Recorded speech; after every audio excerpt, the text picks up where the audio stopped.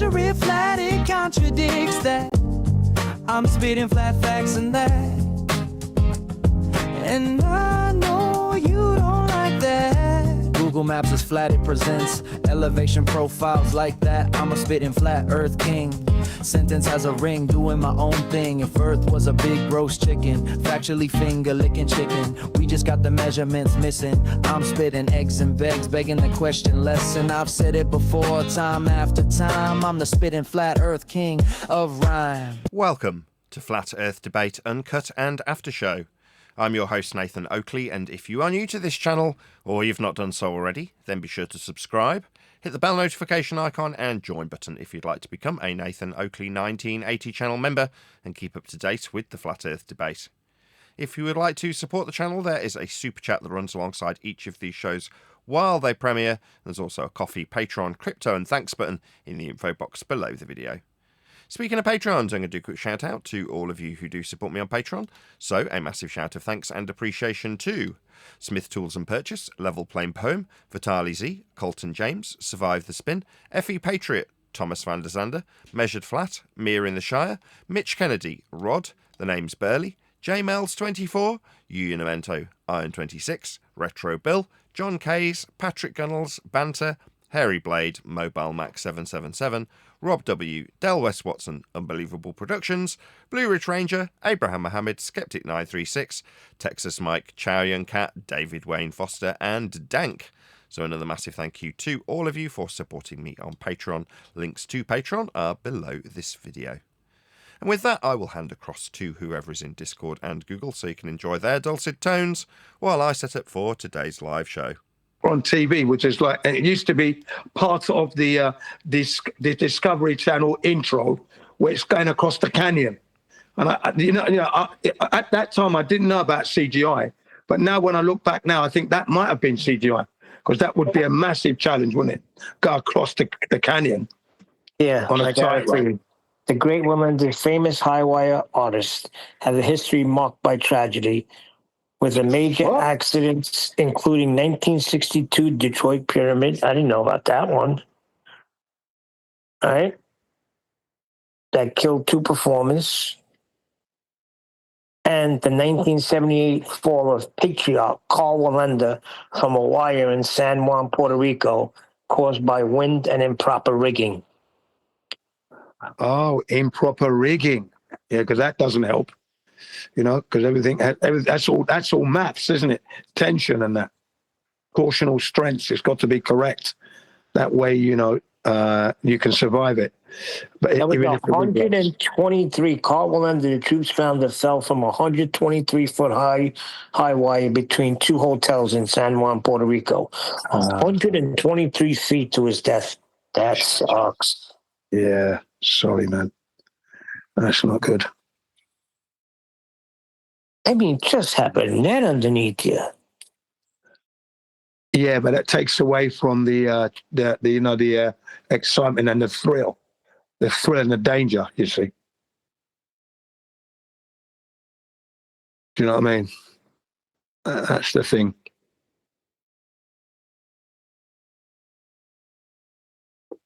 But I think they should put the net right, like maybe 10 floors from 10 floors up, and there, just in case he does fall. That's okay. That's fair, isn't it? You know. But no net at all. That's the thrill, isn't it? No net. Just like, what's his name? Von Gardner. He died, didn't he?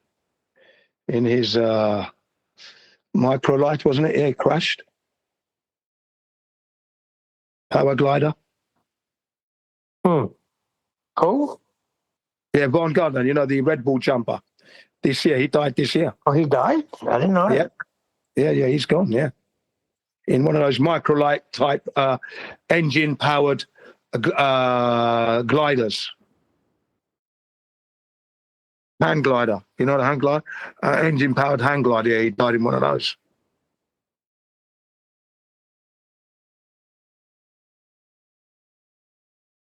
He lied when he said he could see the curvature of the earth. Couldn't wait to get those words out, could he? Couldn't wait to get those words out.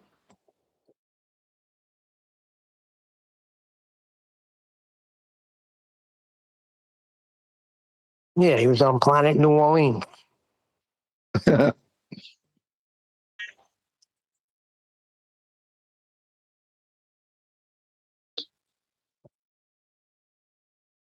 I woke up to my turtles frozen under the water in the pond. Well, are they still okay, alive? Yeah, I broke the water and took them out. But how long could they hold their breath? Yeah. I wonder how they do with your fluorinated water.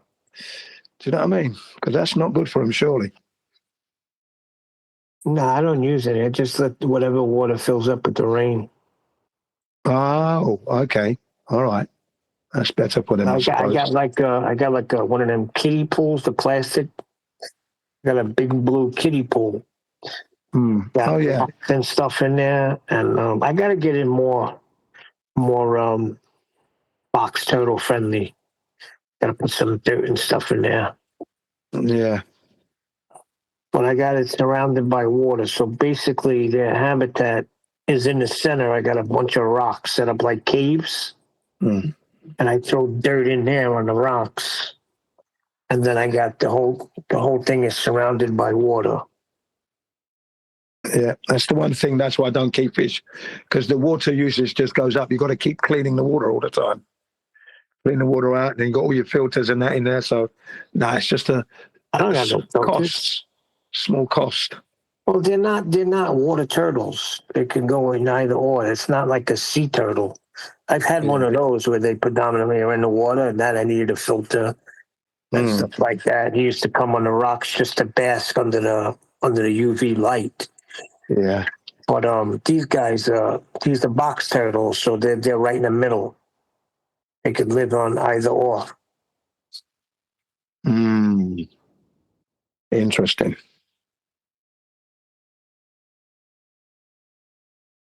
I didn't know that. Well, I mean, I mean, obviously, I knew they could live in either or, but I think that tap water and that's not good for them. They're not going to last long in tap water, are they? As opposed to ocean, salt.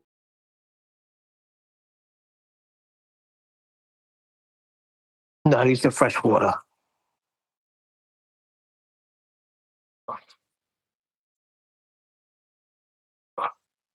What's happening?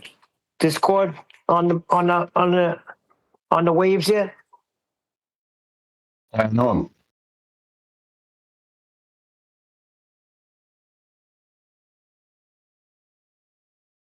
Well, that went dead, didn't it? Everyone's asleep, maybe. Oh, all right, we're connected though. All right. How's everybody doing today? Pretty good. It's pissing it down, so I got the day off. Just taking it easy.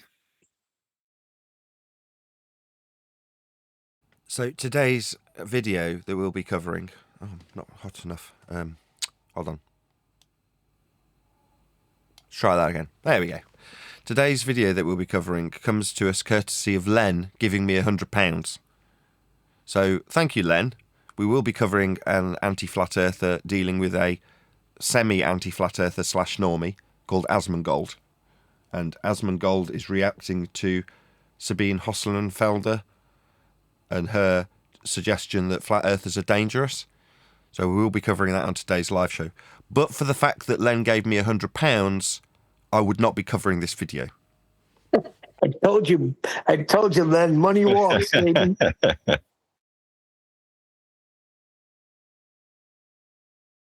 In sincerity, thank you very much for the £100. I really appreciate it. More than welcome. That's that old saying, money walks and money talks and BS walks.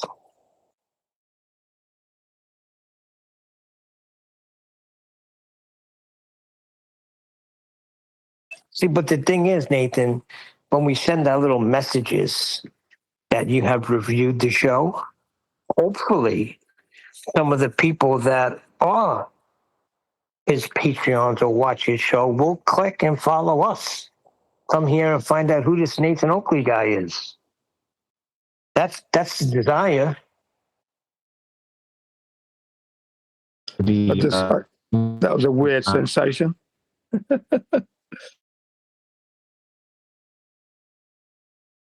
Comments today, so I do expect maybe one or two. Well, if there's 4 million, you hope that you get at least one, right?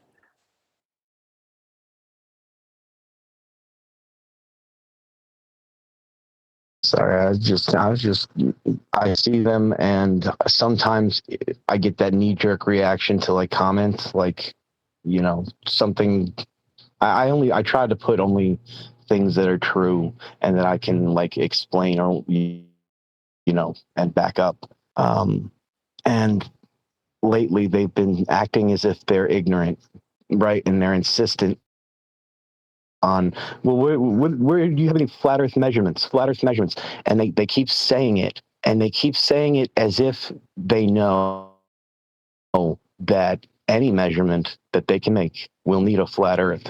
And I have a feeling, and they feel insidious, they feel like plants, and so I invite them. Yeah, you sniff them out right away. Who's sincere, who's not. You don't give the people that ain't sincere any time. I got a new approach now. My new approach is going to be, you want answers? Nathan Oakley, 1980, Flat Earth Debate. Here's the show. Come pay a visit.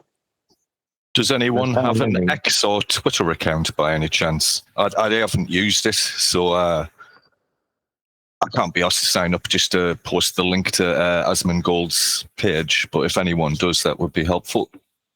I think I do. What, a Twitter? Your X? Yeah. What do I have to do? Just post today's live show on his page, if that's cool. Let me see if I can figure it out. I very rarely go there. I only signed up for X years ago just to promote a band, but that's long gone. No passwords or anything for that account anymore.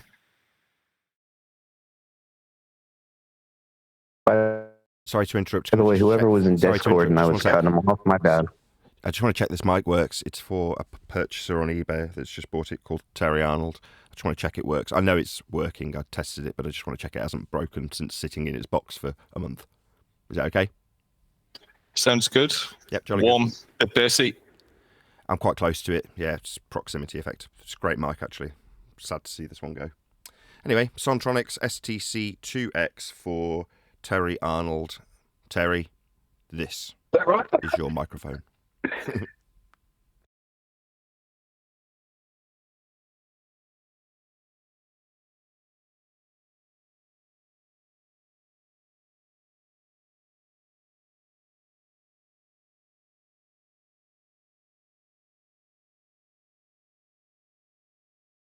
Yeah, I felt bad for cutting off Discord. My fault. No, that was me cutting you off. I've got 5 minutes to get this boxed up, and I just wanted to make sure. I like to test the expense. Anything over £100, I like to test it before it goes. I know I've tested it. I know it works. I've put a video up on every single advert for the mics that I'm selling. But once someone's actually paid for it, I want to, make absolutely certain that they're not going to get it and be disappointed. So I check it before it goes. That's what I'm doing. That was me interrupting you rather than the other way around. Anyway, we might be a couple of minutes late. I'm going to get this boxed up. That's okay. Nathan, are you back to selling mics again then? Not that's a bad I'm thing. clearing them all out. I mean, I've got to get rid of them so that I'm not doing them when it comes to me going through the book with a fine-tooth comb. Okay, I see what you mean. Okay, so you're just selling the loose stock. Okay. Loose stock, I think there's probably about 70 left, is there, Nathan?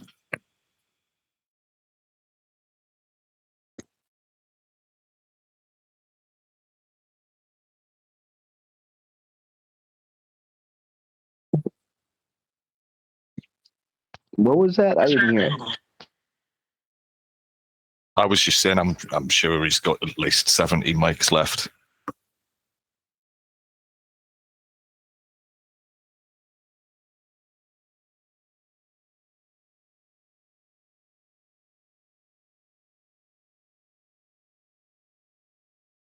Okay, he's busy. We gotta keep the conversation going for 3 minutes.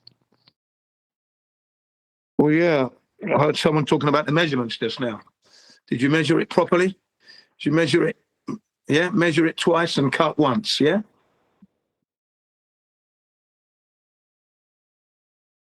Well, to measure, they'll need a horizontal plane. So that's flat. They're never able to get off the flat part. It's right. Yeah, it's just, yeah, it's unavoidable.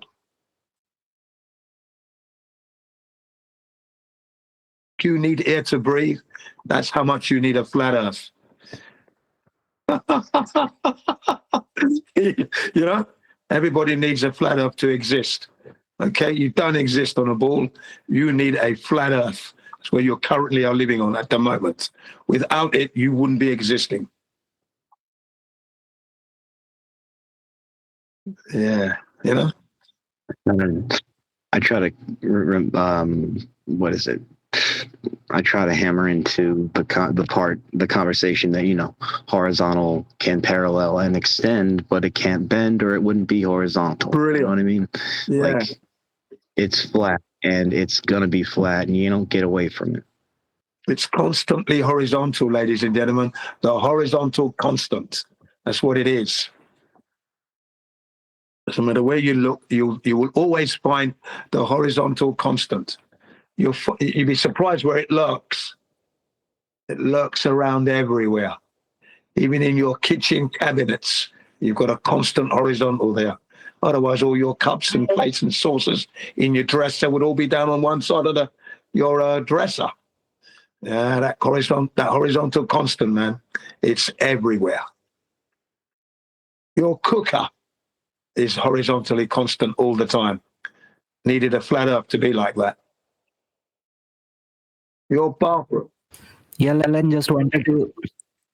wanted to let you know that I posted on X tagging AsmonGold as well as Sabine Hossenfelder that there is going to be a live show in about 2 minutes. Yeah, thank you, because I couldn't figure it out. Good stuff, Arthur. Thank you. He's also got a YouTube.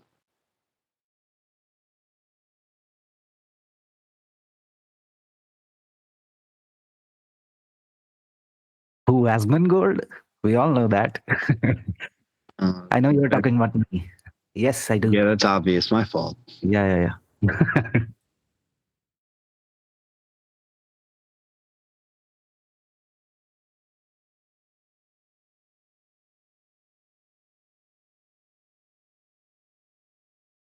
Yeah, I got about 5 minutes into the video before I was like, oh man, I cannot do this any longer. The first sentence pretty much triggered Nathan when he had a brief look. Yeah, I watched that video. Was the Hundes? Is he going to critique it today then? Is he going to do it today?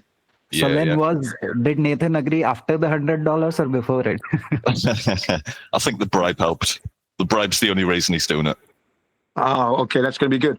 That's going to be good today then. Let's hope he keeps his cool. I told you, Len, once you said I paid him, I said, oh, then he's doing it for sure. Money talks, BS walks. Yeah, he's got to do it because that guy, that woman or whatever, is that a CGI woman? Or is that a real woman speaking? No, it's Hossenfelder. We've done many of her videos. Okay. Horrible woman. She's a pseudoscientist. Yeah, horrible woman.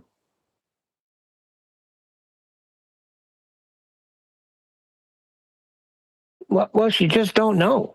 She was instructed in science, but she was really instructed in pseudoscience. Yeah. If she just goes back to the basics, she might get it. You took the words out of my mouth, Neil. Yeah, because it is common sense. So she's got to slow down and then digest what we are telling you, right?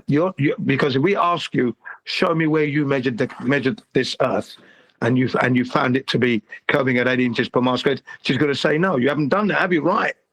You're just like the rest of us, so slow down. No, I'm not even talking about that. I'm talking if she just understands that science has nothing to do with the shape of the Earth, and that she's in a category error, and that what she thinks is science is actually pseudoscience. If she revisits science, she may understand where she's in error. Yeah, no, she's too far up these elites' fucking asses to do that. Excuse my French. way up there. Too far up there, man, that woman. You can tell. It's going to be a painful Well, then extraction. that's where it goes to money talks for her. Going to affect her money. Yeah. Because it's too far. That would be a painful extraction for her.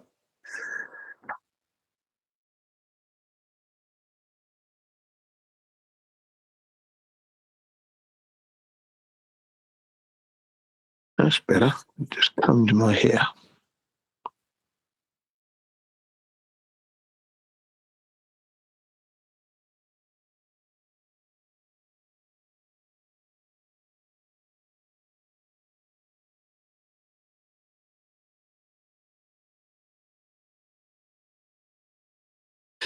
Less than an hour to go, and I'll be into Tuesday morning. Wow, it's fast over here in Japan, man. Fast.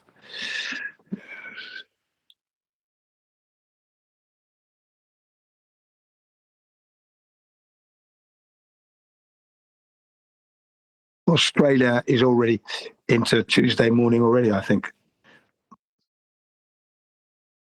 1 hour ahead of me, some parts of Australia.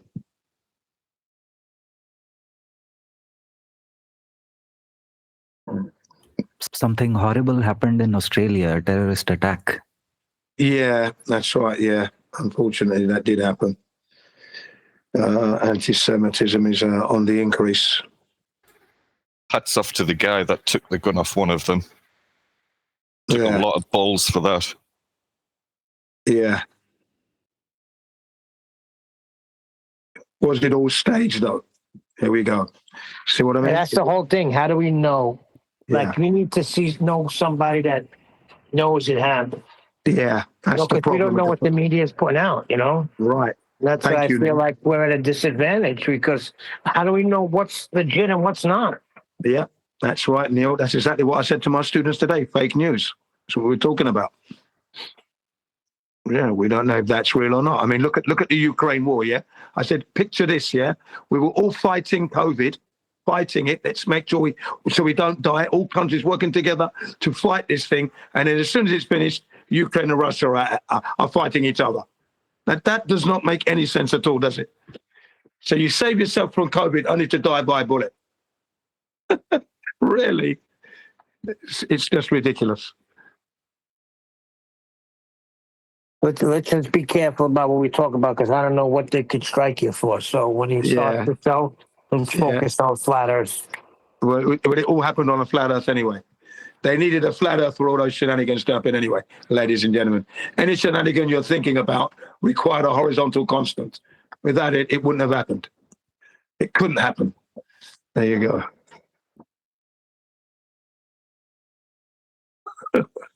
My little damage control there.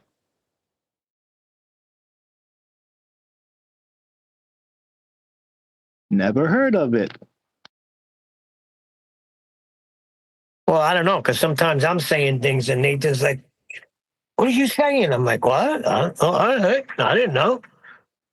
So I find if I keep it to flat Earth, I can't get in trouble. Yeah, whatever you said happened on a flat Earth anyway. That's a good rule of thumb. Yeah, whatever you said happened on a flat Earth anyway. So even if you stray, you're straying horizontally. You're straying into that horizontal constant. That's all you're doing.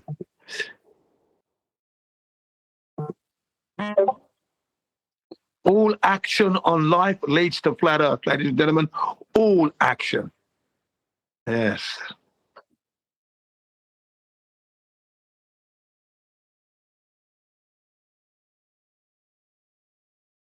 I'm sure the animals think we humans are dumb, thinking we're on a spinning ball hurtling through the universe.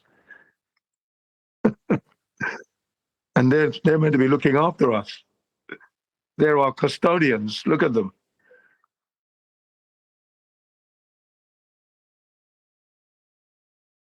I also actually got some of my Japanese students, the adult ones, to understand the difference between knowing something and believing something. Yeah. So how long have you been believing that sort of thing? You know, how long did you believe the Earth was a globe? I said 48 years. That was a mistake, wasn't it? Because I didn't check it. So when you believe something, what you're saying is that you're carrying information that you haven't confirmed or validated. That's not knowledge. Okay? Yeah, that's a very weak position, actually. All right.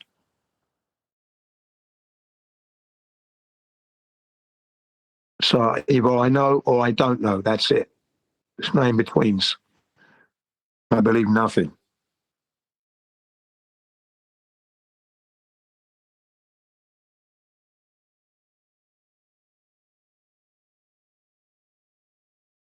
Something must be going wrong. No, he said he's gonna I'm box just boxing it. something up. I won't Probably be run out. Oops. There you go.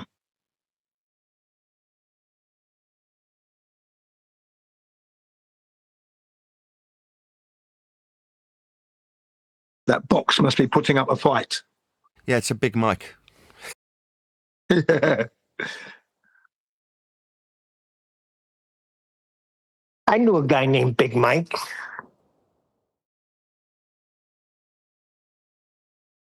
Iron Mike Tyson.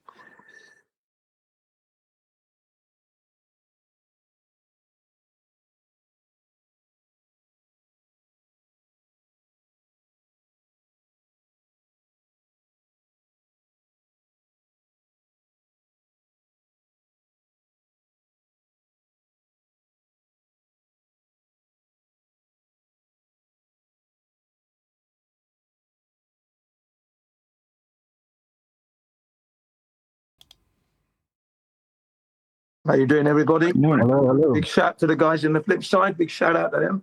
And ladies and gentlemen, welcome. How are you? Oh, very well, thanks. I think he was Great asking weekend. me. How was your weekend? I think he was asking me, actually. I'm all right. Thank you for asking.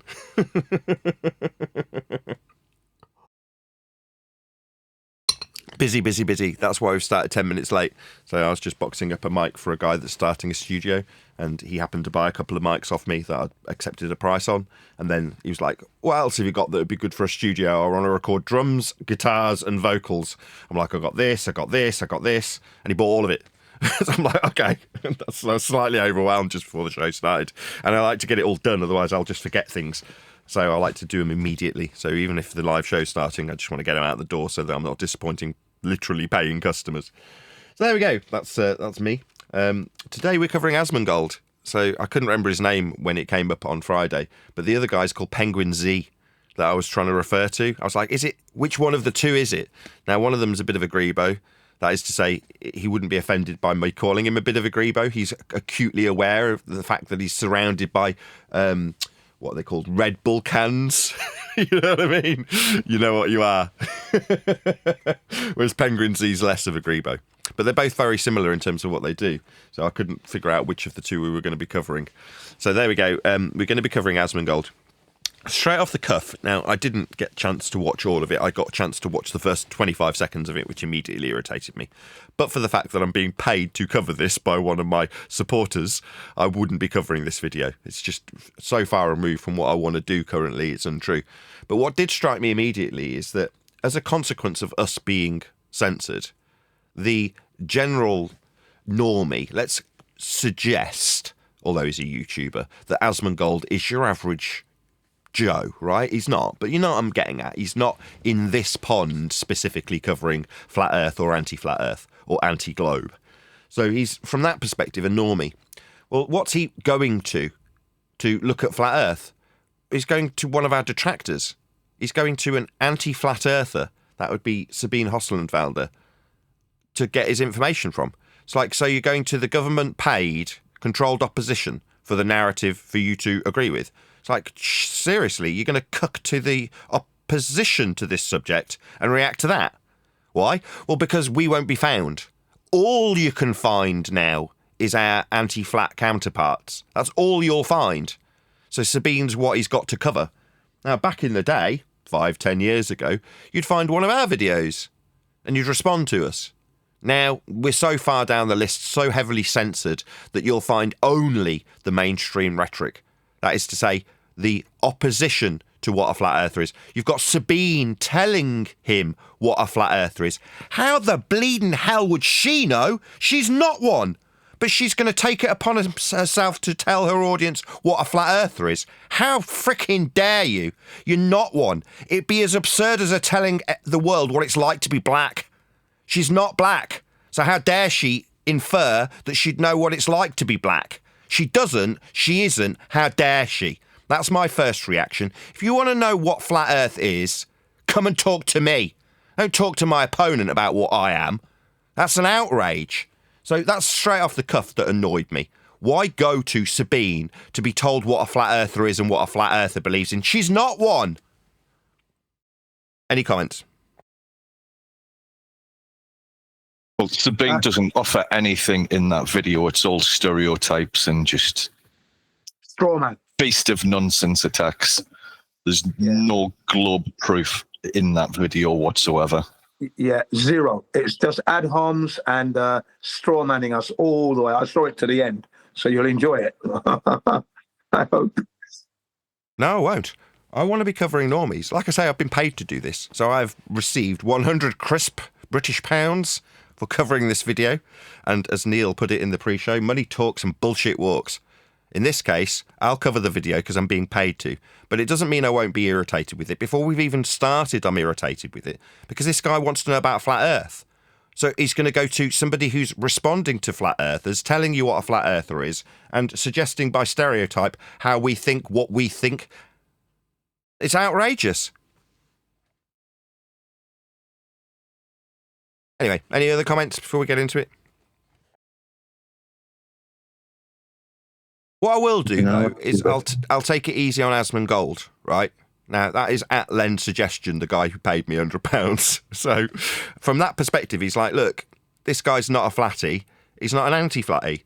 And in terms of him responding to what he gets as a search-presented algorithmic representation of flat earth, that's not his fault.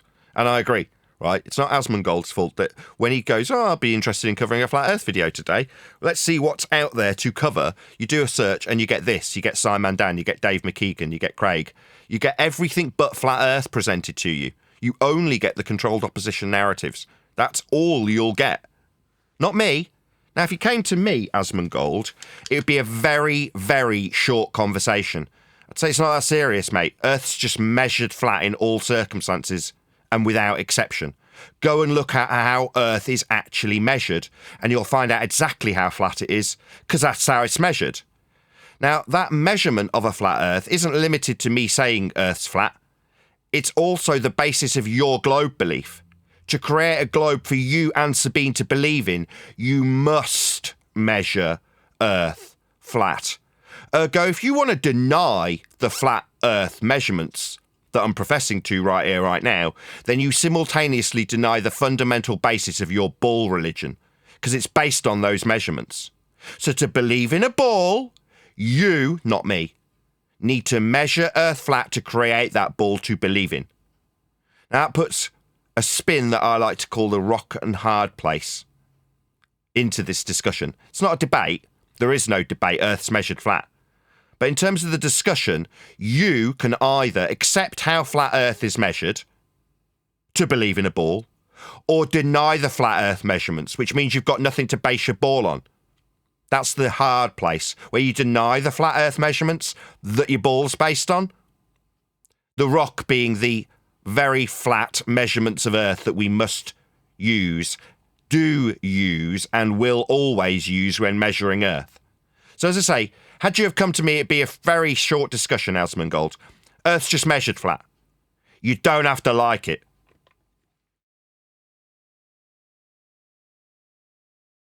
Scare me? On the face of it, flat Earth beliefs are completely bizarre. Sorry, are they? Sorry, when did I profess to any belief? Did I, in the last 25 seconds, describe a belief system? When I said, Earth is measured flat, Sabine, was that me expressing a bleeding belief? No, you stupid cow. It's not a belief. It's a fact based on the measurements of Earth. It's flat. That's not a belief. You can deny this fundamental base premise of Earth measurement, but then you, not me, can't believe in your stupid ball belief. You're the only one with a belief here, Sabine. It's based on the measurements of Earth. They're flat. How dare you strawman and misrepresent me by stereotype? You're a disgrace. You are not in any position to tell this man or anybody watching your video what I am and what I believe in. How dare you? Most flat earthers think that the Earth... Straight into a stereotyping fallacy. Most flat earthers, no, Sabine. Yeah, I'm going to do it one last time. You do not get to tell your audience what I believe. How dare you? You disgrace of a woman. North Pole in the middle, and the South Pole is a wall on the outside. But so what are you nodding about, AsmonGold? So have you gone and interviewed all flat earthers to agree with this stereotyping fallacy? Now, you're making yourself seem incredibly stupid. You're nodding along while she uses a fallacy called stereotyping, where she says most flat earthers. No, I am a flat earther. I say it's flat because that's how it's measured. It's got sod all to do with this, which is an azimuthal equidistant North Pole-centric globe projection. So why are you nodding along? I debunked this shit 10 years ago with Tracking the Sun on a Flat Earth Live, where I took measurements, that's to say, located the sun at given times and saw if it matched with the zenith position of the sun at the time and date depiction by comparison to this azimuthal equidistant North Pole-centric globe projection. So no, most flat earthers, how many have responded to this video? Am I the first? Because immediately she's wrong. I'm disagreeing with her based on the facts. Earth's measured flat.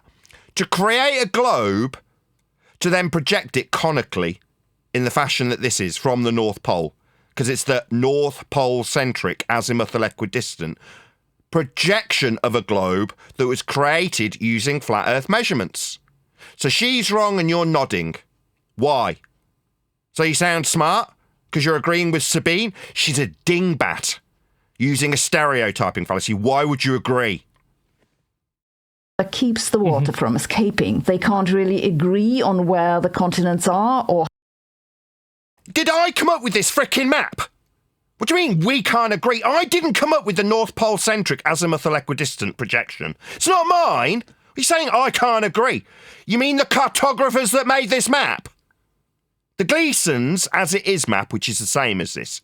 That would be Gleason. Not me, you stupid stereotyping using idiot. Or how many there are, or whether the South Pole... Nobody knows. I mean, it's impossible. How can you know how many continents there are? What? There was people who went out and explored the world, AsmonGold. They put them on maps. Are you a map denier? We can't know. Go and get a map of the world and count them. Are you a dingbat too? Are you completely insane? People went to great expense to discover the new worlds. Like my terminology. Out towards the offing. That's the horizon when they explored outer space.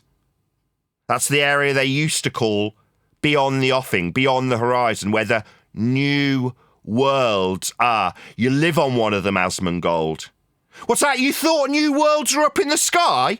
No. Not according to the documented history that we could all go by, and the maps where you can count continents on them. Now, does that mean that you might have more? Well, we certainly found more out towards the offing. Until they were describing the world spherically by use of flat Earth measurements. So they wrapped the world around itself in the maps. That's globe projection. But they had to measure Earth flat to achieve that. Let's get that absolutely clear. It's impossible. How would you know? All the way to infinity, so it's a flat Earth multiverse theory, basically. Sorry, where did you get this from? So it's a flat Earth multiverse theory named because somebody came up with it. Who came up with this shit that she's lying about? She's just a bold-faced liar. No, there's no flat Earth multiverse theory. You're just a bullshitter, aren't you, Sabine? You're just making it up. No, there is no flat Earth multiverse theory. There's just flat Earth measurements. Sabine, however, this dim-witted stereotype-using clown, does have a multiverse. She does have multi-dimensions. She believes that time is a dimension based on Einsteinian mathematics. And I can prove it. I can show where she stated it. Now, do we have time, a conceptual dimension invented by a man named Einstein? No, we do not. It's a concept in a geometry called pseudo-Riemannian fourth-dimensional space-time invented by Einstein. So she is projecting her own nonsense waffle onto us. She's just a liar. Yeah. Part of the reason... So did I say, yeah? So again, cockwaffler, Grebo, why are you agreeing with her? Have you done any research beyond watching this video and nodding along with it? You agree, do you? No, Dumbo. You've got a fourth-dimensional space-time geometry given to you by Einstein. It's nonsense. Time's not a dimension. You want to show me time? You want to put it in a bag? You won't be, but that's your stupid belief that she's projected onto me. And it's a freaking outrage. People believe in this is just a lack I love how, like, this is the explanation for why the Earth is actually flat. Is it? From a globe-believing lying bitch? No, AsmonGold, you're as stupid as she is. No, this is not an explanation for how Earth's flat. You get that from me, not from her, a bull believer. She's going to lie and stereotype and suggest that we believe in multi-dimensions. No, there's length, breadth and depth. That's what we've got. We haven't got a time dimension that you, if you believe in heliocentrism and Einsteinian pseudo-geometry, believe in. Not me. Don't agree with us so you can sound smart. As if, like, if you did this with a frisbee and not a basketball, it would also look fucking stupid. Really? You sound stupid because you obviously haven't looked into how Earth got measured to create a basketball model that you believe in. It was measured flat to achieve that stupid nonsensical ball model that you thought you were living on till about 25 seconds ago when I pointed out the facts in the matter. Earth's measured flat. To create your stupid ball, your basketball that you think you're living on with your pseudo-Riemannian fourth-dimensional space-time geometry that this bitch projected onto me, much to my outrage. Now you're getting shouted at, AsmonGold, and called a dumbass. No frisbee Earth, no ball basketball Earth, just flat Earth measurements. The measurements are of a aspect of Earth, not a shape of Earth. You're in a category error, both of you clowns. So how is it that, like, this is the evidence that you have? No, you dingbat! This isn't my evidence, it's hers!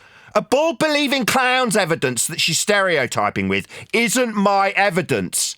My evidence is based on the measurements of Earth, AsmonGold. Go and look at any of them.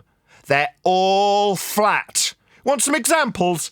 Flight level, ground level, eye level, sea level, surface level, altitude, elevation angle. These are Earth measurements, you dingbat. You drunk too many Yoo-Hoos and Red Bulls to not go and actually look at how Earth's measured when assessing an opponent of the flat Earth for how flat Earthers think. You're as dumb as she is. We superglued some stick figures onto a basketball and... No, AsmonGold, you dumbass. This lying bitch did that. It's on her video. What did I refer to? I referred to flight level, sea level, surface level, eye level, parallel. All of these things are axiomatically tied to how Earth gets measured, not stickmen on an Sabine Hoslenfelder video. That's not me. She's not a flat earther. She doesn't get to tell you what I believe. I don't have any beliefs in this regard. I base everything I spit at you in this factual discussion on measurements of Earth. They're flat. Spun it around? Basic science education. Some of them think that if the Earth was a globe, then water just run off on the South Pole. It would fall off down. Sorry, these are discussions about your dumbass bull belief. What the holy fuck does this have to do with how Earth is measured flat? You're talking about how a ball doesn't work. That is in no way, shape or form anything to do with Earth's surface and its measurements. It's about you and your idiotic ball belief and how your idiotic ball belief is suggested to fail by one individual in this video.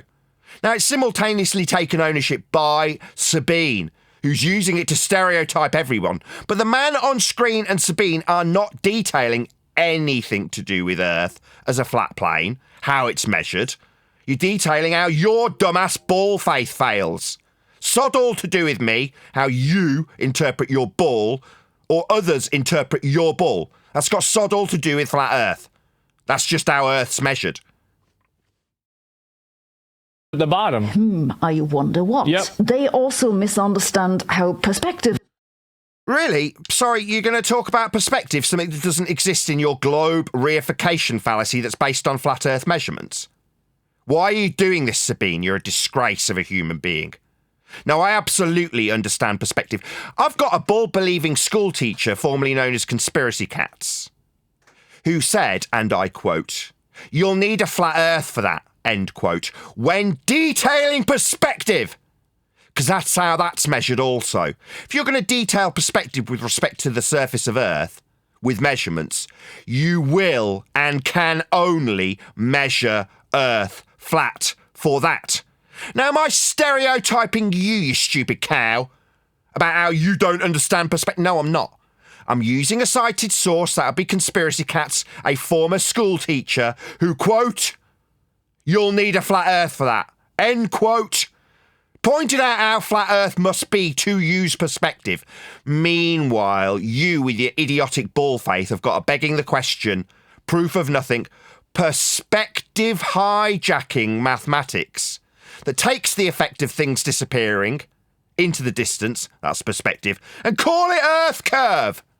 So no, this is yet another projection by a disingenuous lying cow named Sabine.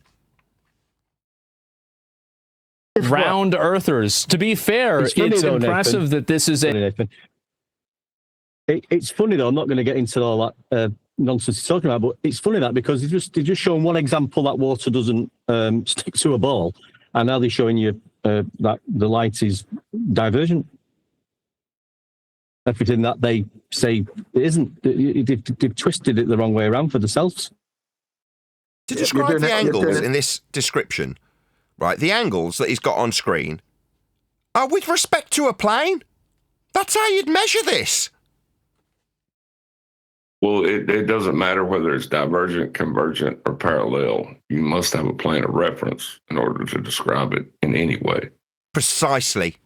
In order to describe this straw man that Sabine the cow, lying, disingenuous glurf, has decided to straw man me with, because I'm the one responding to this, John, refracted curvature, yeah, that's a play on the fact that you guys use a begging the question, proof of nothing, perspective hijacking Earth curve calculator to suggest you've got a point in the distance that boats disappear over.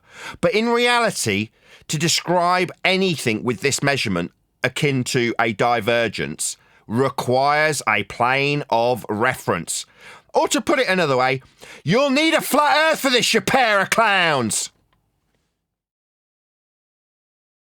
This is a phrase. It's a proper noun. Wow. Works, how trigonometry works, how cameras work, and on it goes.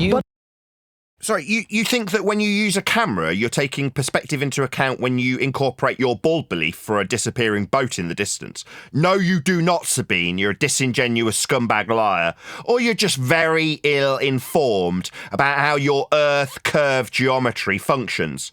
It's hijacked perspective. Doesn't include it, though.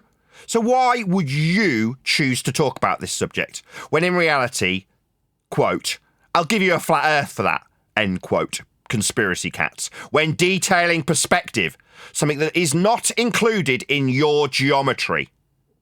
You will require a flat plane of reference to describe any mathematical inference about perspective. These are facts.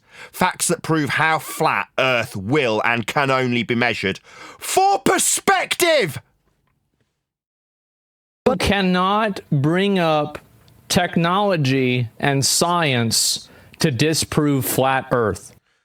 Dumbo, you're in a category error. How Earth is measured is maths. Science establishes the cause of naturally occurring phenomena. It's called natural science. Step 1, observe natural phenomena. Step 2, formulate a scientific prediction, otherwise known as a hypothesis, with an independent variable, that's your presumed cause, of the naturally occurring phenomena. Alongside it is a null, a zero difference result, where your presumed cause doesn't cause the effect you observed at step 1. Step 3, actualize the hypothesis. Vary and manipulate that which you presume causes the effect you observed at step 1 and see if it causes it or not. An empirical outcome is achieved at the end of this process. Either you will cause the effect you observed at step 1, tick, validating the alternative hypothesis, or you will vary and manipulate that which you assumed caused the effect and it doesn't, validating the null. Validation is the only outcome when observing phenomena. That's something occurring in nature. Do you think measuring a plane of reference for perspective is observing natural phenomena to put it through the scientific method? No. AsmonGold is a clown and doesn't understand what science is, but feels by talking about science and technology, two completely separate subjects.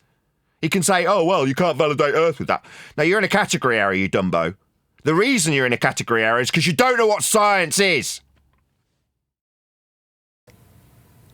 You can't do that because they didn't get there with science. You think that somebody believes flat Earth because they know...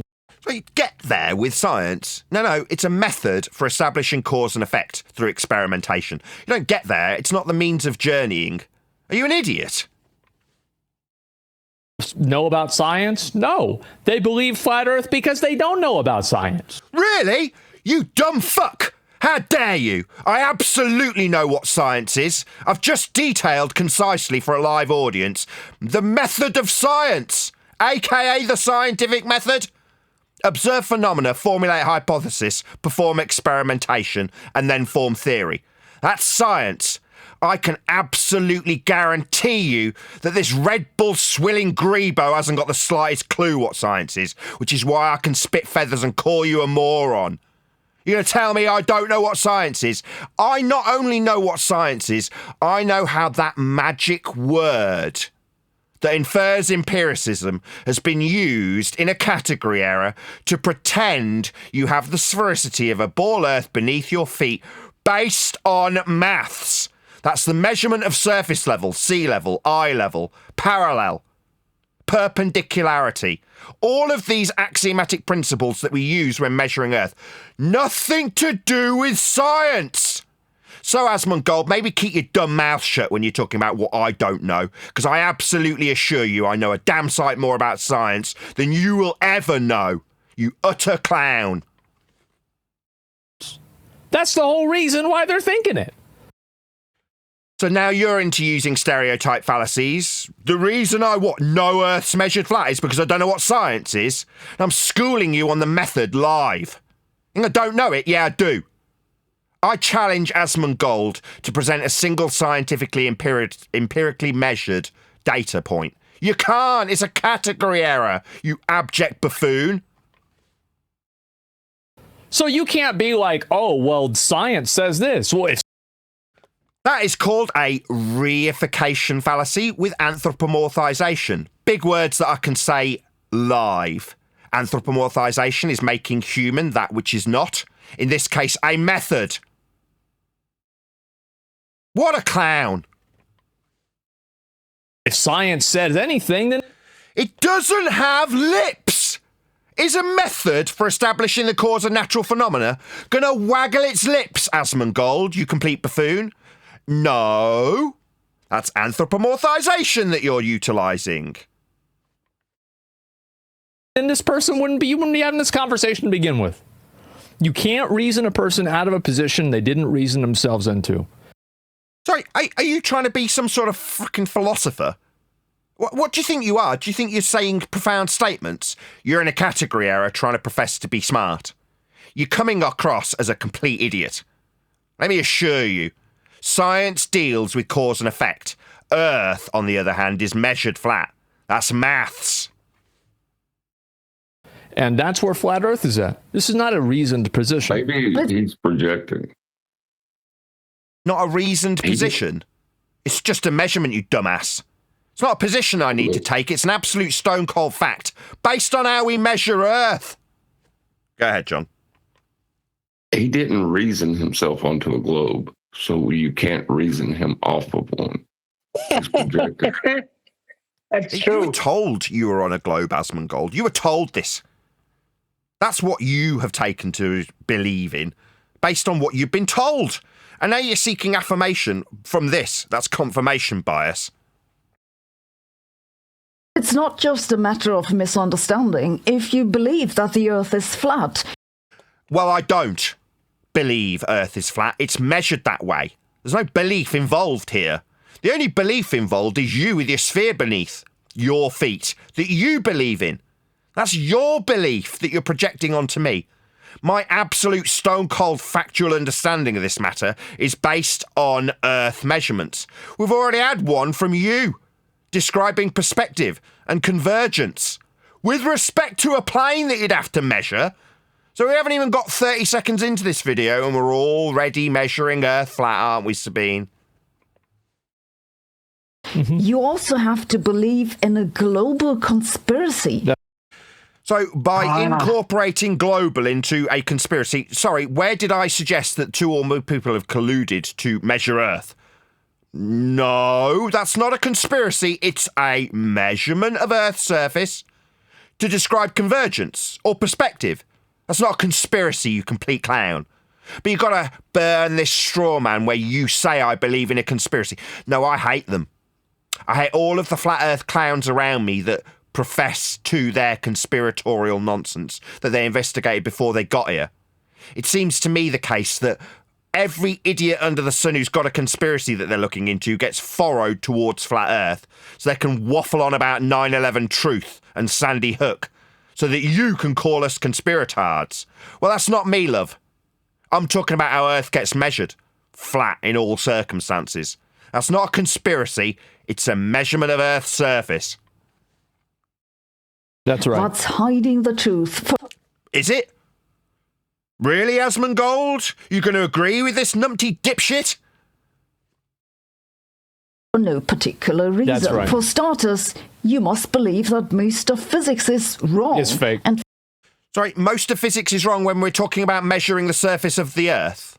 That's maths, not physics. Physics is the study of the physical and natural world, aka natural science. That's the scientific method. That's physics. Cause and effect reasoning based on natural phenomena. That's physics. The physical and natural world in study format is natural science. That is the scientific method. Sabine's in a category error. We don't deal with Earth measurement. Who's interrupting me?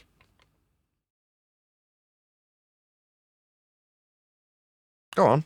If you're going to interrupt, and I'm going to stop. I was going to say her physics she's appealing to either uses Earth as an inertial plane to describe a force, or a non-inertial plane to describe an upwards vector.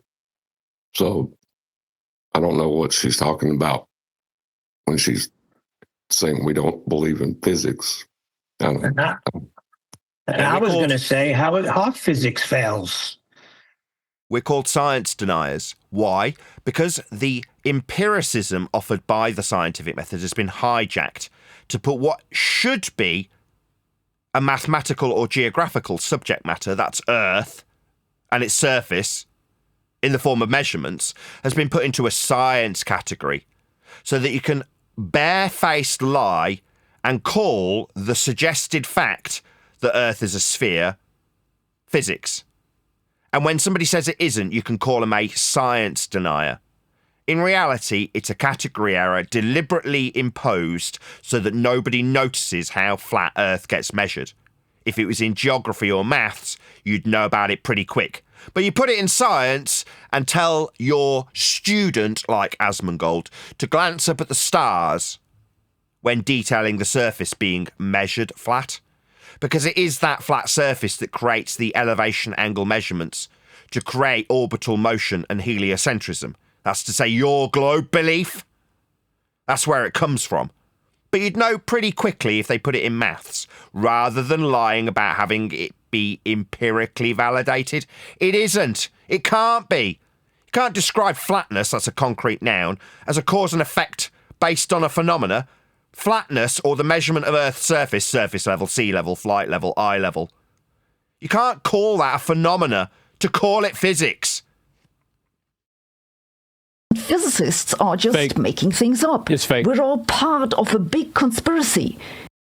Right, what, like a downward vector with respect to a plane of reference for a gravity that's been superseded 110 years ago in the form of Newtonian gravitational vectors perpendicular to a plane? No, you, with your stupid ball belief and your need to have people sticking to a ball, invent things that require flat Earth measurements to bullshit about. In this case, out-of-date pseudo-forces. That's gravity. Or is it the conceptual bending of a fourth dimension invented by a man named Einstein that he projected onto us earlier when you suggested that we've got extra dimensions in flat Earth? No, mere projection from a bullshitter named Sabine, where she infers her use of extra dimensions invented by a man named Einstein in a pseudo-geometry are the physics that I would deny. No, let's just make it absolutely and abundantly clear for anybody listening, including AsmonGold, who I'll share his link to momentarily. Earth is simply measured flat.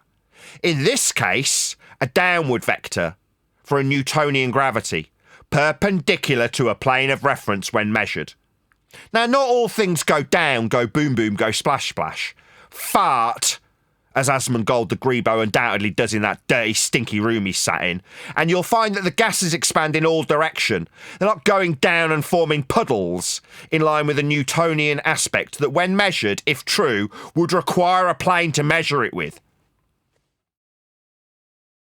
Geophysicists, they're also in on it. Fake. Astrophysicists, all Well, yeah, it's fake, obviously, because like people, you stuttery clown! You've edited this video, you haven't done this live, and you're managing to stutter your way through your affirmation based on a bullshitter sentiment. What a disgrace. Could you not edit out your stuttery, stammery nature? You're stuttering because you haven't got the slightest fucking clue what you're waffling about. Have you, AsmonGold? You're a bullshitter and you fucking know it. Science was a mistake to put it in the eyes of the average person. Science was a mistake to put it in the eyes of the average person. That literally made absolutely no fucking sense as a single sentence. As a statement, it made absolutely no sense whatsoever. Science is a methodology for establishing the cause of naturally occurring phenomena, aka natural science, the study of the physical natural world, aka physics. You, AsmonGold, are a Billy bullshitter, a stuttery, stammery wanker, pretending you know about science. You don't. Like an average human being... That's you, an average moron. ...is supposed to eat potatoes raw? Sorry, is this your science example, you crackhead? Really? Is this your science example, you stupid buffoon? You sound like a wanker. Like a bullshitting wanker making shit up. That's what you sound like, AsmonGold. To me, somebody who actually knows what science and the scientific method are, you just sound like a wanker. And die at 32 from a toothache. Like, we were never supposed to get this. This was never supposed to happen. This was never fucking supposed to happen. Like, what was never supposed to happen, you babbling buffoon? And not eating potatoes and having toothache? No, what you're doing is you're projecting your own stupid, shitty life where you eat shit and have probably lost teeth as a result. Yeah, this has got nothing to do with science. It's not a naturally occurring phenomena that you're describing, you complete crackhead. And we're having... You stuttery wanker. Try and form a full sentence with information that you've actually garnered. Don't stutter your way around bullshit about science, because you'll get called out by me. Problems. Everyone who's ever been involved in launching a rocket into space... Fake. Sorry, when you launch a rocket into space, you take its altitude measurements perpendicular to a plane of reference. So in order to describe a rocket launch mathematically, that's to say garner any data from that information, the rocket launch itself, you will and can only describe that event with a flat Earth. For altitude, that's height off sea level. You'll need sea level. That's a flat plane of reference to describe the altitude with. Trajectories are flat Earth measurements.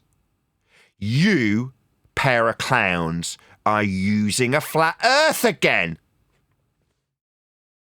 Putting a satellite into orbit is... Orbital motion comes from the derivation of angular measurements of the stars by Kepler, scaled by Huygens. These are unequivocally flat Earth prerequisite elevation angle measurements of Earth's flat surface. For you, pair of idiots, to believe in orbital motion, you will require Earth be measured flat with elevation angle measurements. Stop using our flat Earth to infer you've got an orbital mathematics, to believe you're stood on a sphere.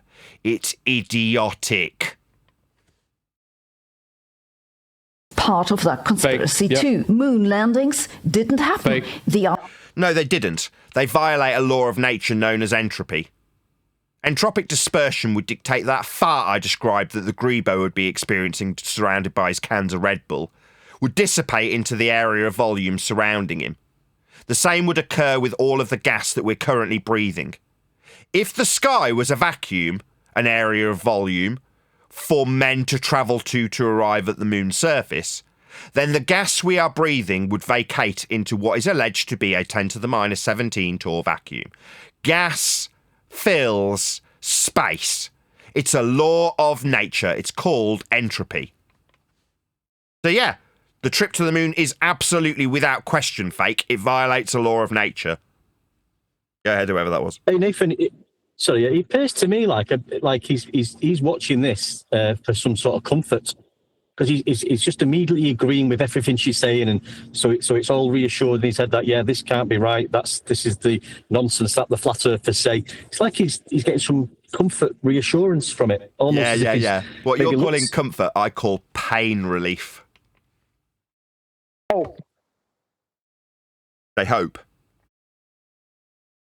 Oh, he's getting cope. He's coping with things. Oh, cope. Listening to this. Yeah. You'd have got a lot of cope out of watching our anti-flat Earth brethren, Sabine Hoslenfelder. Right, AsmonGold? Yeah, wait till you get a load of me. Yeah, I'll slap that pain relief out of your hand and point out how flat Earth is being measured for orbital motion, or surface level, or sea level, or altitude, or elevation angles to create your orbital motion with. Earth's measured flat for all of them. Is that giving you pain relief? I doubt it. ISS, not in orbit. Every single photo that's ever been taken of Earth from space. Photoshop. Yeah. You can't take pictures from a violation of a second law of thermodynamics vacuum in the sky. All of the gas you're currently enjoying breathing would fill the space. It's the second law of thermodynamics. Entropic dispersion dictates that the gas you're currently breathing would fill that volume if it was there for them to travel through. If a rocket can vacate the yummy gas you're all enjoying breathing, then so can the gas. No, there are no pictures from space. It's all fake. Fake sounds pretty crazy, doesn't it? No, when I describe it based on a law of nature known as the second law of thermodynamics and entropic gas dispersion. Gas fills volumes of space. Always and without exception. What's that? It's not filling your sky vacuum space because of what? A gravitational downward vector with respect to a plane of reference you'll have to measure. Oh, no. It's actually the bending pseudo-Riemannian space-time geometry that's keeping the gas all here. No, it's simply a violation of the second law of thermodynamics to assert there's an area of volume above your head that gas is not filling. That violates the second law of thermodynamics. Ergo, there is no outer space sky vacuum to travel to and take pictures from. But then it doesn't sound crazy if you're stupid. Oh, really, AsmonGold? Are you going to really enjoy listening to me call you a fucking retard then, aren't you? While you stutter and stammer about eating potatoes when talking about science. You thicko. Yeah, that's me spitting these facts about how stupid you are. Down my camera live. No stuttering or stammering here, mate. Just me calling you a retard. And that's what these people don't understand. These people? How fucking dare you? I'm talking about how Earth gets measured flat, AsmonGold, and how science and the scientific method and empirical methodology for establishing cause and effect when observing natural phenomena in nature. Yeah, I'm detailing how Earth gets measured flat, and you clowns use that category error to suggest to little children that they've got science to prove they're on a ball, when their ball is based on those same flat Earth measurements I appeal to when detailing without a doubt how factually flat Earth is, based on measurements. Not science, not potatoes or tooth removal. Is that if you understand people, you understand flat Earth. Really? You think people is what flat Earth is? You think the word flat and the word Earth... Sorry, was that flat people? People Earth? No, you're a fuckwit. The clue's in the frickin' title, you complete clown. When they say flat Earth, you might want to go out and look at how flat the Earth is. That'd be measurements. That'd be rise over run, surveying, elevation angle measurements to form your orbital motion as just a couple of examples. Those measurements that you absolutely require to believe you're on a stupid spinning ball are what I'll lean in while I call you a fuckwit, you dirty grebo clown. People are just stupid. Really? And science is about potatoes and tooth removal, is it, fuckwit? No, I'm not stupid, I assure you. Yeah? You are entering into the battle of the wits with a flat earther that knows what science and the scientific method is, unlike you, potato eater. It's that simple. No, you're a clown. You haven't got a clue what science is. Science and the scientific method aren't going to be proving the shape of Earth because the aspect of Earth we measure is flat. It's got sod all to do with cause and effect. It's not physics. It's not natural science and the scientific method. You are just thick. You are projecting your ineptitude and idiocy onto me, and it's a disgrace. Why did somebody do something? Because they're stupid. That's the reason. Why did you make this video? Because you're stupid, because you're a clown, because you thought you'd make your audience believe that you're smart. No. The smart people who figured out how Earth gets measured, that's flat in all circumstances, when we profess to that fact in opposition to you and your ball belief, we get censored, shoved to the bottom of the YouTube algorithmic lists. That's what happens to the actual smart people. The dumbos who respond to Sabine Hosselenfelder and go, yeah, when she uses fallacies like stereotyping, they're the real clowns. You get promoted though, don't you?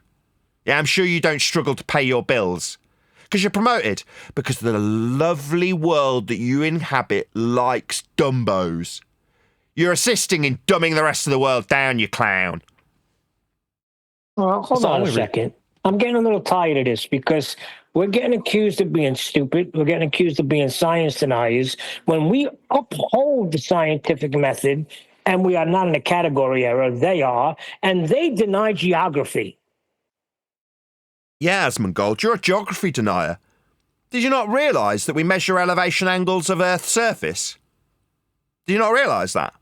Do you not realise that we use linear horizontal distance measurements in the form of miles and kilometres? Did you not know that? Have you never used a map? Have you never noticed the scale on it being flat? Did you think that was curving, you clown? No, you're a geography denier, aren't you? You're a maths denier, otherwise known as a retard. Yeah, retards like you deny maths and geography because you think it's science. What an idiot. I mean, I've not watched this video, but I do hope somewhere further on in the video that they, mentioned something like Al-Biruni or Eratosthenes and how they apparently measured Earth. That would be interesting. Right, as much as it pains me to do so, right? Go and let AsmonGold know, at Nathan Oakley 1980 sent me, with a polite comment that doesn't immediately get removed by the YouTube algorithmic bots, or indeed by AsmonGold himself. Point out to AsmonGold that an actual flat earther, not some stereotype-using, fallacy-spewing bitch, suggests flat earthers will say this and believe that. An actual flat earther responded and schooled Sabine for her stereotype use, and you, AsmonGold, for agreeing with her, making yourself seem incredibly stupid. Let him know at Nathan Oakley 1980 sent me with a polite comment underneath his video. Hopefully, AsmonGold will grow a set of balls and respond to this and put a link to my video, so maybe I can actually pay some bills this month, because I'm censored. You won't find me in the YouTube algorithm, because what am I doing? Well, I'm talking about how Earth gets measured, flat in all circumstances. Not suggesting that water will flow off the ball you believe in, because that's got sod all to do with how Earth is actually measured when we get into the correct category. That's maths and geography, rise over run, surveying, elevation angles, perpendicular to a plane of reference. All of these aspects of Earth's surface are measurable, are measured, and are usable to create a ball for you to believe in like you were told to do so in your crappy school education that you had. People also believe that an omniscient being keeps track of who they have sex. It's another stereotyping fallacy. Bitch! Oh, God. Stop stereotyping! People believe, do they? Yeah, I won't stereotype you, but I could pour scorn on how stupid you and the rest of your idiot society are when you believe in a ball. What I'll do instead is point out the facts in the matter. You, with your stupid ball belief, need flat Earth measurements to create it. Those are facts, not stereotypes. With. A recent representative poll in North America found that 5% think the Earth is flat, and another... Who gives the tiniest of shit what a survey says? A survey's not going to show you the measurements of Earth's surface. You think whether or not Earth's flat is based on surveys? What another idiot category error from a lying, stereotype-using bitch. No, whether or not Earth is flat has nothing to do with how you survey people. Was it just me, or was 30 seconds ago you were moaning about how it's about people, and yet you go into a survey? You think how Earth is measured's got anything to do with the survey of people? You're idiots. If you want to know how Earth is describable in terms of an aspect, not a shape, that's another stupid idiot, crazy notion that you can put into a category area. You need this aspect to be measured. It's not about a poll of people. Well, here's the thing, though, with Jesus, right? It's so, like, Jesus was, like, the son of God, and, like, his mom, like, was, like, impregnated by God, but... These are actual beliefs. This is a religion devoid from flat Earth. It's nothing to do with the subject of how Earth gets measured. But now you're incorporating and pouring scorn on actual self-confessed beliefs. This entire religion that you're pouring scorn on is based on faith. Now, my understanding of how Earth gets measured has sod all to do with faith. I don't need faith in elevation angles. You need them for your ball belief and its orbital motion. That's not faith, that's fact. Based on measurement. But she had a husband too, but like it's not his kid, and like then they crucified him, and then he comes back and he's like, I'm actually Jesus, and like all this shit happens, right? But this is like such a long time ago. Like you can't just go back and be like, yo, by the way, it didn't happen, right? Because like it's hard to disprove that. You can't debunk that as easy as you can with something with flat Earth. I mean, bro. Again, you're in a category error. The standard that you'd use to validate or disprove biblical suggestions is a historical standard. My God, how many category errors do you need? People were figuring out the Earth was round probably before we even had wheels. Really? We were figuring out that Earth was round. No. What we were doing is measuring Earth's surface level with elevation angle measurements to stars like Polaris to derive areas of equal elevation. In this case, the minimum elevation angle measurement of Polaris gives you your radial value. That's where you formed your ball belief, based on flat Earth measurements. But you want to stutter and stammer and go into a high pitch about it, do you? You're a dumbass. I don't know about it. It was ancient Greece. People fucking knew this. One deck, you there? No, they measured Earth flat too. Sticks and shadows are elevation angle measurements. That's flat Earth prerequisite elevation angle measurements to derive a radius in a different format. You haven't got a clue. You don't know what you're talking about. Please let AsmonGold know with a polite comment on his video that at Nathan Oakley 1980 sent me. There is a link to AsmonGold's video whizzing its way by in the live stream chat as we speak. Now, we're going to take a little pause here so that the audience does get an opportunity to actually toddle along to AsmonGold and let him know at Nathan Oakley 1980 sent me. The idea being that he does actually put a link to my video. If he grows a set of balls and actually responds to a flat earther telling him, not asking, not debating, not suggesting, telling you Earth's measured flat. I don't need your approval, but it would be nice to see your reaction. Yeah? See how little pain relief you get when I'm calling you an abject clown for not knowing already that Earth's measured flat? Did you not study geography? Have you never used a map? Have you never seen the flat scale? Do you not know what a mile is? Have you never heard of sea level? Did you not know about flight level? Did you not know about all of these axiomatic flat Earth measurements that we use all day, every day when measuring Earth? You'd have thought you'd have looked at that instead of going to a straw man using bitch who's getting a poll. If you want to find out how big your fucking room is, you're going to poll the people in the surrounding area for how big it is, or you're going to take out a fucking tape measure, you clown. Now, I'm going to suggest that you go and poll people. How big do you think my room is? Yeah? Answers on a postcard, and then I'll put them into a little poll and get an idea of how many feet you think it is. What a clown. Feet, by the way, are a flat Earth prerequisite. They're linear. Isn't it strange? Sorry, Neil. Like because, pardon the pun, the level we're on now, knowing how Earth's measured flat and how in every instance everybody will be describing it that way.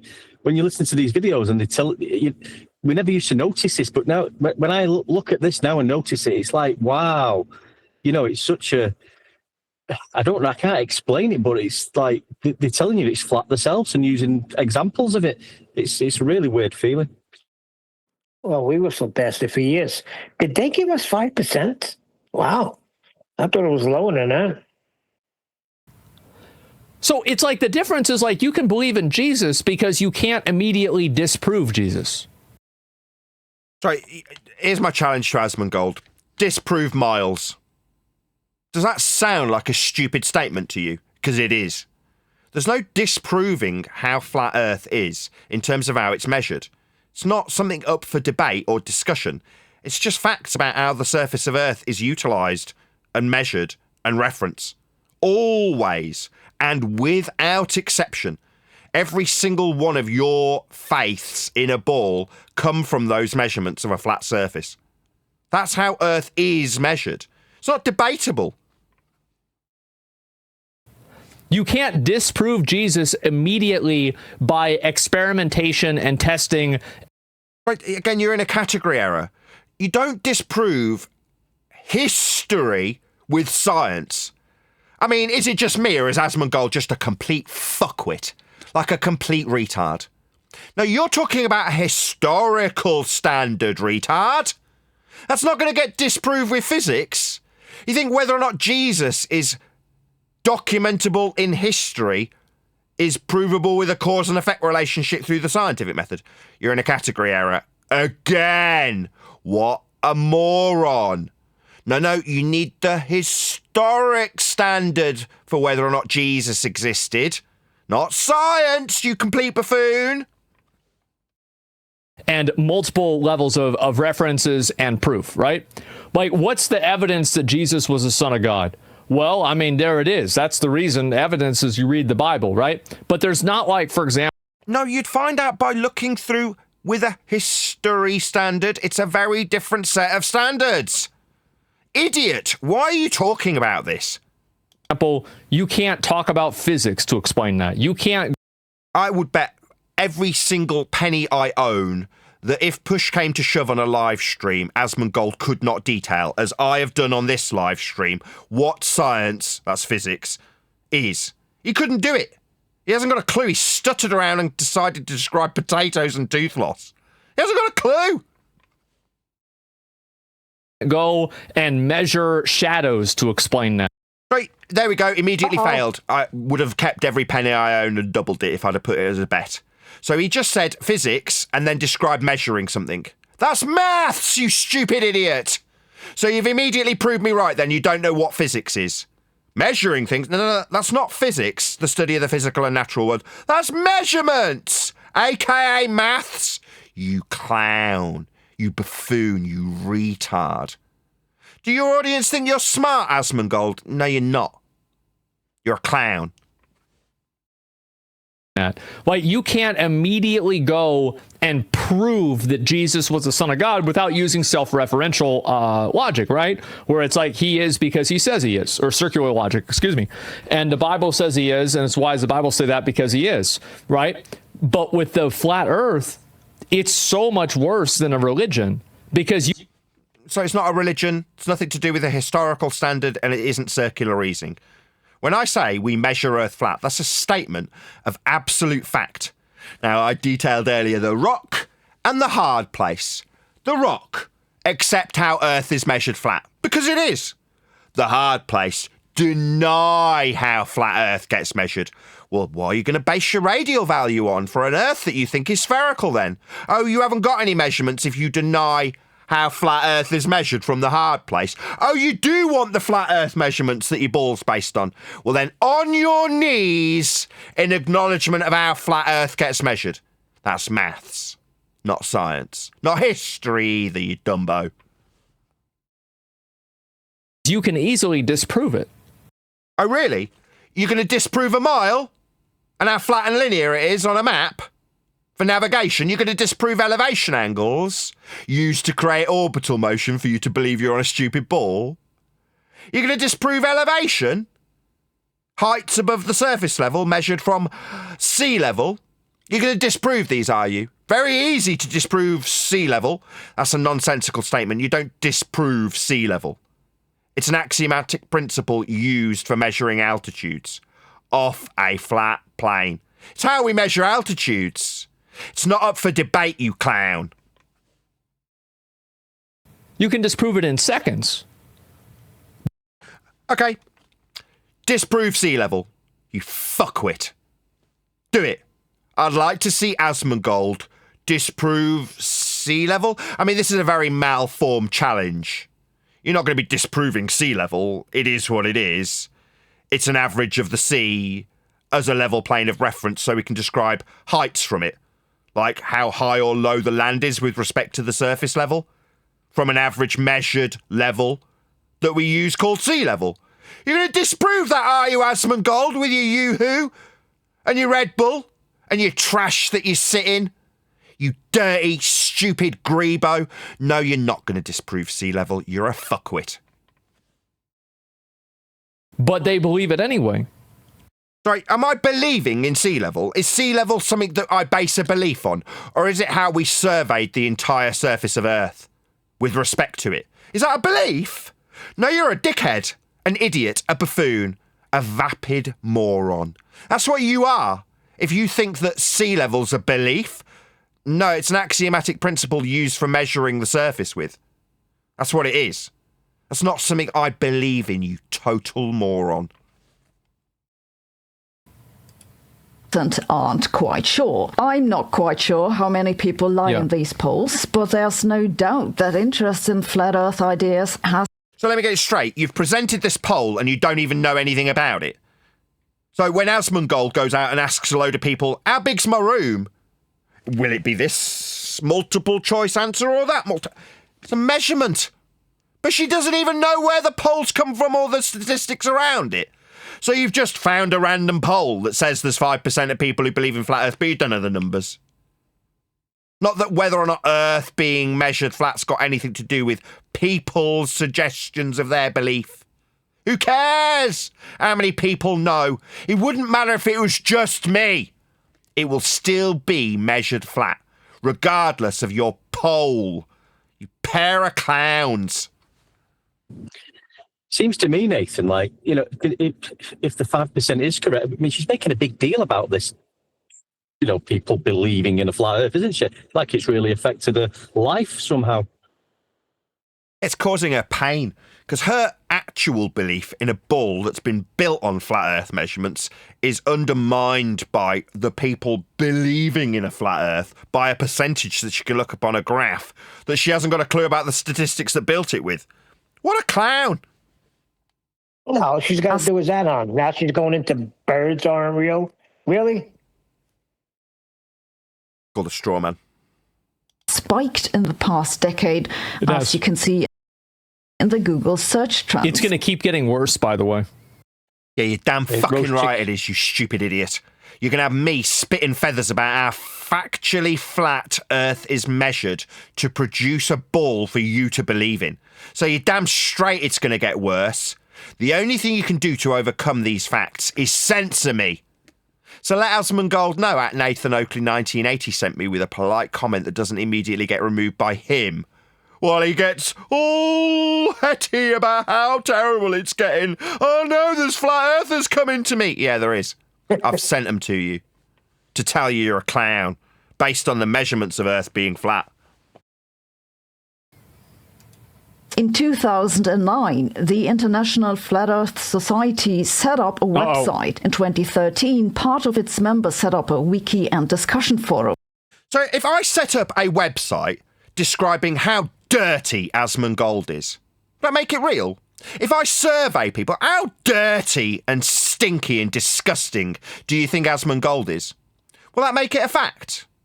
Surely we'd have to be in your presence and just use our noses to figure out how disgusting you stink, rather than taking a survey from people about how they might think you stink, how dirty they perceive you to be.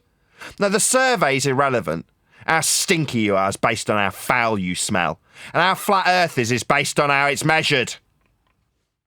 Doesn't matter what websites were set up about it. Around 2015, the topic started to appear on YouTube and spread from here. In 2017, the first Flat Earth conference took place, which attracted a lot of media attention. Who gives the tiniest of shits about any of this stuff? This is only done to make Flat Earth about people and surveys and statistics about those people. When the first Flat Earth video came out, has that got anything to do how Earth gets measured? No. When the first Flat Earth conference was, has that got anything to do with how Earth gets measured? No. But it makes it about the people, doesn't it? Because then you can pour scorn and ridicule on the people and ignore how flat Earth is measured. That's the purpose of this shit. I want to make one thing clear, though, is that I bet the majority of this traffic are people talking about it being stupid. Yeah, probably. Yeah, you're one of them. A dumb fuck retard who stinks. I took a poll. Survey says you stink like shit. Must be true. Got a poll that says so. Yeah, that's the general consensus. The general consensus is AsmonGold's a dirty grebo. So it must be true, right, AsmonGold? Doesn't matter if you took a shower today or not. The consensus say you stink. So it must be true, right? But the traffic is absolutely unequivocally directed to people who say we are, with strawman fallacies and category errors, wrong. You're watching one of them right now. But what do you get from actual flat earthers? Well, you get demeaned. You get called stupid with examples of your stupidity, like your potato example for science, like your historic standard for Jesus being called science. What an idiot. But you won't find me in a hurry. You'll find Sabine, because that's what YouTube were told to do by Congress. Censor the flat earthers, that's me, and promote this shithead, that's Sabine. So yeah, I bet all the traffic's people talking about how idiots say Earth's flat and believe Earth's flat. Meanwhile, my name's Nathan Oakley. I'll tell you in no uncertain terms, not ask, not seek affirmation, not require your permission, but tell you how Earth is measured. It's flat. Right? So we're thinking about, for example, the Flat Earth Conference where, Andrew from like Channel 5 was like interviewing people, right? So it's like this. It's almost like when you hear the words flat, an aspect, and Earth, the surface that you're standing on, you think you need to get a Channel 5 news anchor to go and interview people. It's almost like you're demented. You'd think you'd go straight to the measurements, but you're too stupid to do that, aren't you? What's that, flat Earth? Quick, interview somebody! Idiot! Goes up. Like, for example, I bet Hitler goes up around in April, right? Like, search. Oh my God. So now it's whether or not we've got statistics on the searches for Hitler. No, this category is a mathematical category. Now, what we typically do, and had I not been paid to cover this shithead, stinky grebo retard, we'd be covering the normies who measure Earth flat. But when they're not told that they need to apologise for how ball-shaped it isn't when they measure Earth flat, they don't highlight that inconsistency with your ball belief. They just talk about how Earth gets measured flat for things like navigation, surveying, flying, anything that requires a measurement of Earth's surface. And what do you know? It's always measured flat. But what's that? You need to go and interview people at a conference? Yeah, that's what I'd expect from a retard. What's that? Flat Earth? Quick, get my mic, let's go interview people. Searches for Hitler go up. Why is that? Edited video. You could have edited it out yourself sounding like a spastic, but you chose to keep it in. Because that's the year, or sorry, the month he was born in, right? And so like searches for a lot of things are going to go up, not necessarily because more people support them. Good. Is that someone wanted to add something? No, clearly not. But just simply because more people are talking about them or looking at them. Like a conversation about something does not necessarily mean that this is support of it. So I want to make first thing he said that's true. Finally, I get to give you some props. Yeah, that's right. Whether or not people talk about flat Earth has no bearing on how Earth is measured. It's not supporting or decrying the reality in this particular instance. Whether Earth is measured flat would dictate whether or not it's flat. It is. That's how it's measured. How many people talk about it is irrelevant. It wouldn't matter if it was just me who knew that fact. It would still be measured flat. It doesn't matter if the percentages are really low, really high. Who cares? It's the first truthful statement he's made so far. Make sure that you cannot control for critical discussion inside of an evaluation of a graph like this. So, yeah, so the critical evaluations of the statistical graph. And interest. That's what the evaluation's for.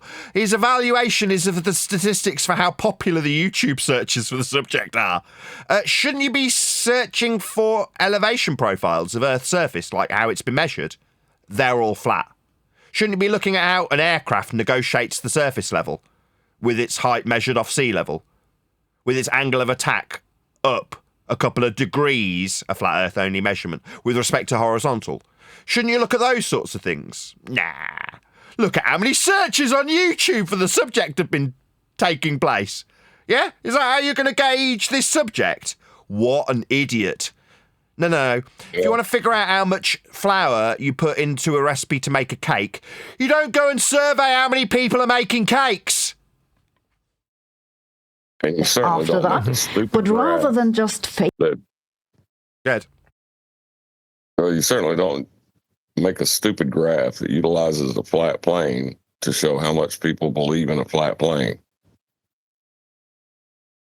Eating away. In recent years, interest in flat Earth has been on the rise again. It is, and the reason why is because a lot of You have no idea why the subject is interesting, AsmonGold. Why are you about to launch into why people are more interested in the subject? You don't know.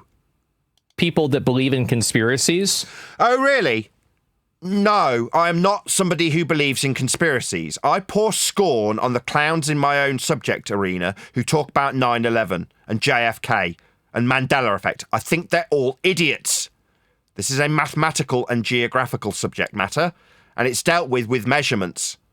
So no, your stereotyping fallacy fails like it failed for Sabine earlier.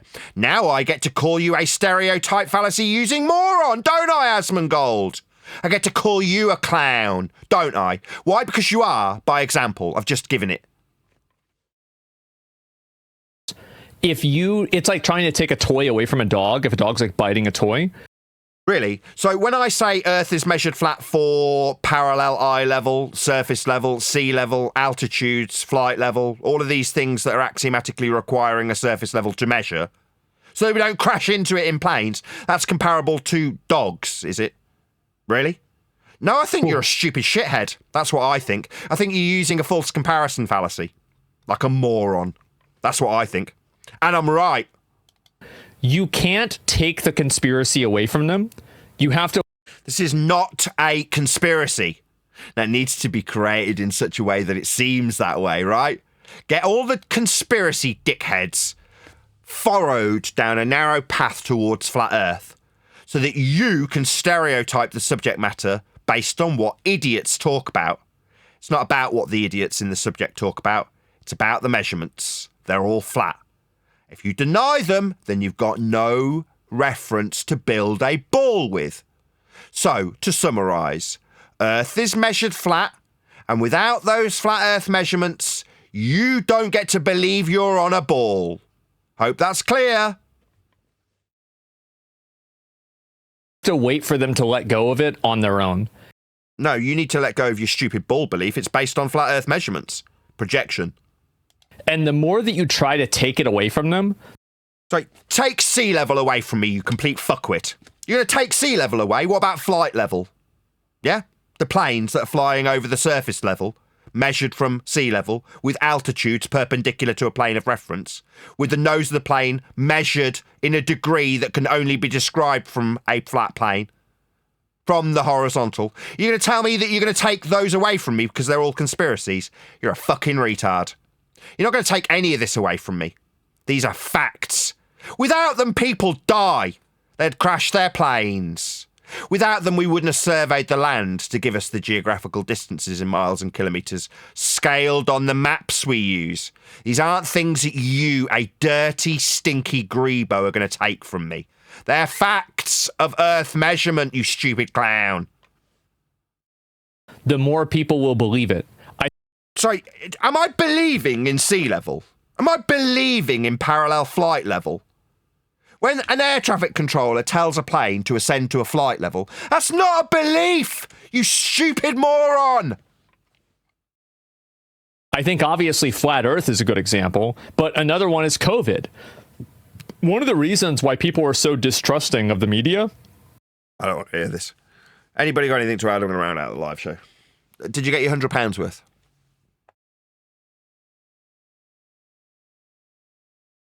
Thoroughly entertaining. There's a hell of a lot more you could react to. I don't mind doing it again tomorrow. Yeah, sound. Bring it on. Yeah, we'll do the rest of it tomorrow. We've only got 7 minutes into a 30-minute video, so I don't mind doing it in a two-parter. We'll cover the rest of this tomorrow. Anybody got any comments this far? Just to say it's a bit of a shame because he's more of a globe believer than an anti-flat earther, so we're being a bit harsh on him. And I do like AsmonGold, though, so it's good getting your name on his channel.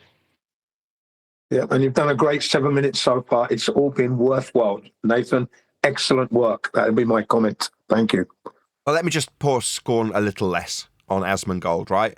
In the pre-show, I was saying I was going to try and be gentle to you because it's not your fault.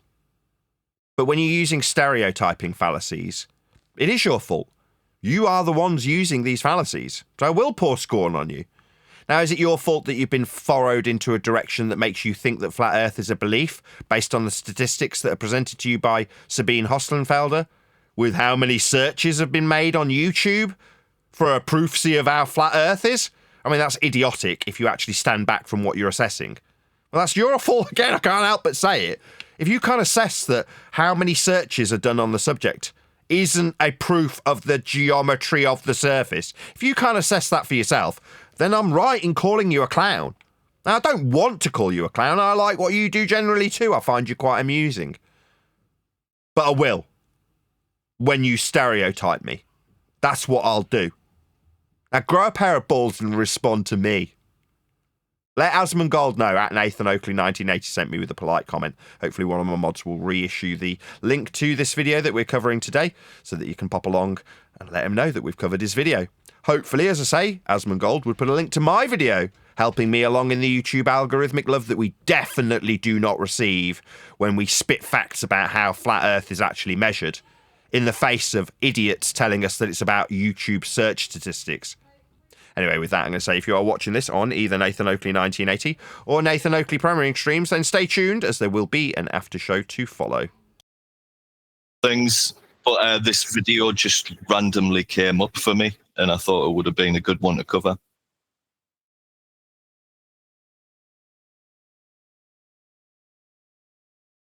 I mean, it is fairly standard fare anti-flat Earth stuff, though, isn't it? I mean, let's be honest.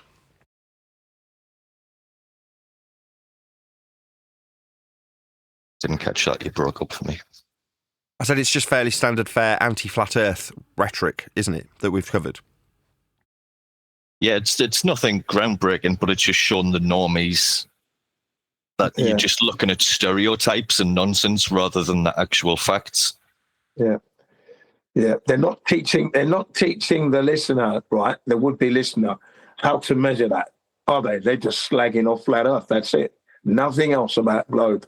Ridiculous. But the fact that they don't know how to measure. The fact they keep bringing up sticks and shadows, like I remember probably about 10 years ago, there's a channel called Vsauce, and he done a video about flat Earth, and he agreed that the sticks and shadows doesn't prove either way. That it could be relevant for a flat Earth or it is. All. Yeah, he's the only one that I saw that was honest about that. Yeah, but that's wrong, isn't it? It only works on a flat Earth. Exactly, Nathan. Len, when was this video made by Asmon? I think this was a year ago. Yeah, Nathan, you've already covered that. I'm not sure if you're aware. It doesn't matter. But it's more so his take on this and like the Joe Normie's take on one of her videos. Yeah, I remember doing this about a year ago. I thought it was about 18 months. There you go. That's how quickly time flies. But in the last year, our rhetoric's changed, so I'm happy to cover it again. Yeah, and it was a very long video, and we didn't get a third of the way through it last time either. You could easily play the video 1.25 times and it's still easily follow what they're going on about. We'll see if we can get to the end of it tomorrow. Yeah, I tend to do that, Len, for any video over or about an hour mark. And I can usually listen to it in about half that time.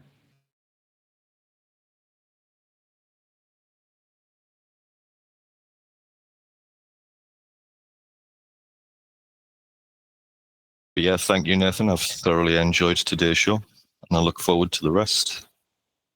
Jolly good. Yeah, you are firing on all cylinders, and like I said, they deserve what you dished out. Well, let's hope that people, send polite comments and he finds his way here. Well, some of them do. How many subscribers does he have? 4 million, 3 million? Millions. My 15-year-old came over and said, "Why are you covering that guy? He eats bugs." And I said, "I don't know. Does he eat bugs?" No, the cockroaches were seen on his live stream before.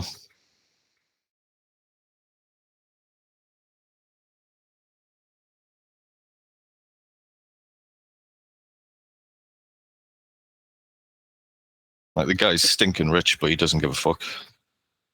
I mean, they're a high source of protein. Nathan called him a dirty grebo. It was quite funny. What's a grebo? No, a grebo is. Never heard I of it. think one of your sons is a grebo, Neil. What is it? It's someone who listens to metal music, and is usually a bit unkempt. No, he's pretty much, he keeps himself clean, but he does listen to that metal, that growling. Says it's Christian music. Praise the Lord.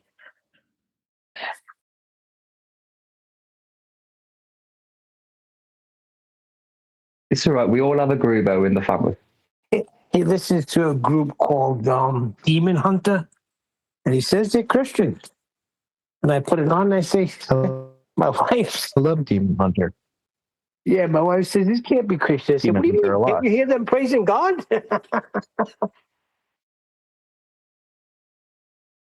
Christian death metal. Yeah, he's got a good voice when he sings.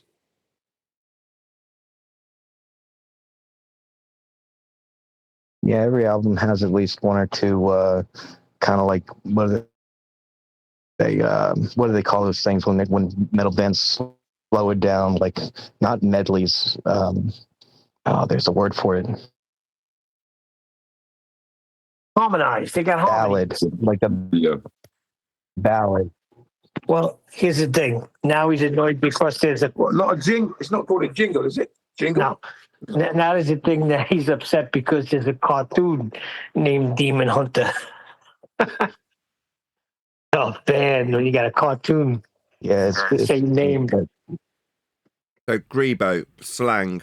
In the UK, particularly in the Midlands, the term was used in the late 80s and 90s as a slang term for a person in an alternative subculture, often associated with rock or heavy metal music.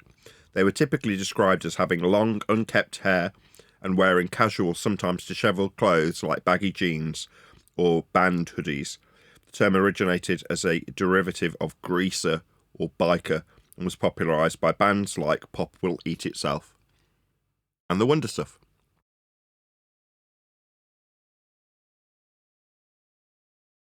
He's got long hair, my son. Looks like Jesus.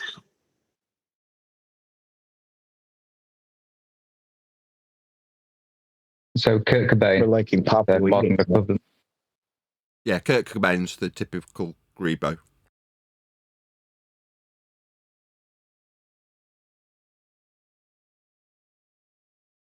I'm a kind of hybrid grebo these days. I've got a cross between a mohawk and a mullet. So was that what he meant when he said, when the light's out, it's less dangerous because you won't be able to see that grebo ass? Yes.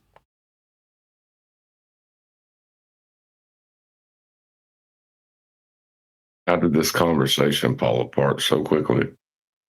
No, well, I just wonder about because you can't go. You're going to need a flat plane of reference for that.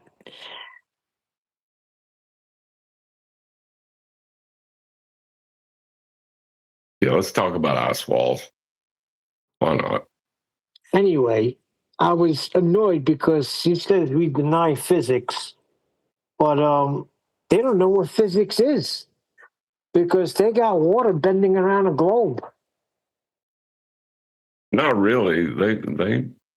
They utilize like Newtonian mechanics, which they would call classical physics, utilizes an inertial plane to assert that there's a force. It's only applicable on an inertial plane. And then you got the relativity, which utilizes a non-inertial upwards rising flat plane to describe all this phenomena from. I don't know why he would say that there's not a flat earth in that.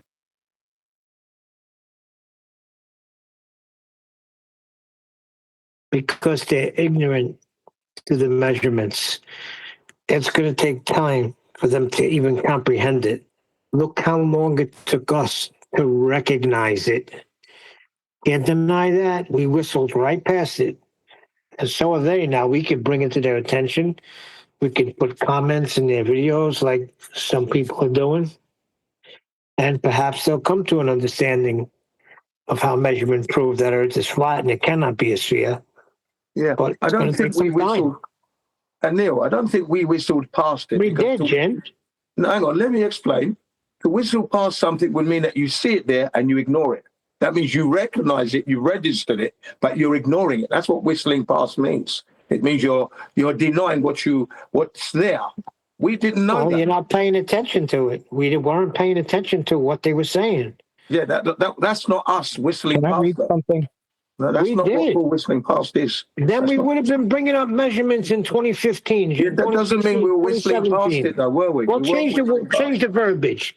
We weren't paying attention to it. Yeah, that's We were better. going Yeah, right we missed past it and looking Yeah. for curvature because Yeah. that's how they ordained it.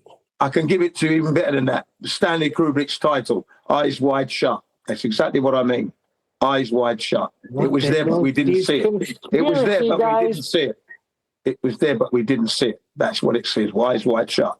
We weren't whistling past. That's a different situation when you whistle past something. No, you whistle past the graveyard. You're not paying attention to it. You whistle right by it. You're not focusing on it. One day you're going to be in there. Yeah, but you know it's there, though. The thing is, you know it's there, though. But with So yeah. when they were using the Earth curve calculator and somebody pointed at sea level and they all laughed, flat earthers and globers, was that whistling past or? That's called not seeing the wood for the trees. Correct. So different verbiage. We didn't whistle past it. We just didn't recognize it. Yeah, but it took time. I think even when they know, they have to tell us that they don't understand. I'm going to read something really fast. It's just a comment to what I've been talking about. He said, incorrect. You use the Earth as a sphere for a lot of things, navigation, for example. That horizontal is not parallel and cannot extend anywhere in the world. You can't even extend it by a mile without remeasuring it. When you establish a horizontal flat baseline, the surface of Earth always drops away from it with distance every time. If it was flat, it wouldn't drop away. Sorry, you have zero measurements that show the Earth's surface remains parallel to a horizontal baseline. If you did, you'd post them. And then I said, hold on one second. Can I talk? I said, so you're imagining first what you'll use flat measurements for. Or as I put it, measure flat, calculate imaginary ball. So I feel you. Looks like we are going for navigation now. We just had a presentation on that last week. Our man 10th just hammering AI about how it too can never get off the horizontal, the level.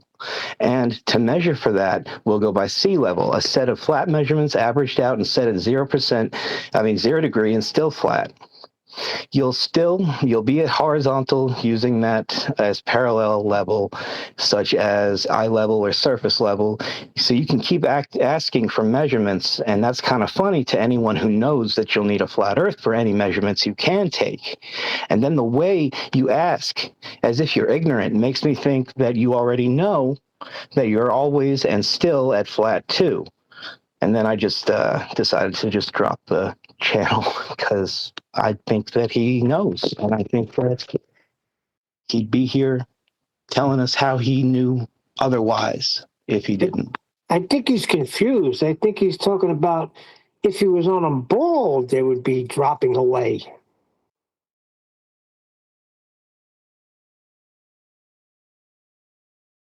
He's claiming to have measurements of that drop. Level dropping away from level. I mean, it's just auto deny. We remind them that, yes, it's going to be from horizontal. Yes, that's 0 degrees. Yes, that's level, and it's plane, and it's flat, and it's just automatic nuh-uh. And by this point, that is enough to show a lot of people around them, if nothing else, that they are being willfully ignorant. They're straight up lying. Your men's statement was the best when you said you need a flat plane to measure anything, which is correct. Yeah, and you're right. Mean sea level is the 0 degree baseline for all elevation profiles on Earth. You mean mean sea level?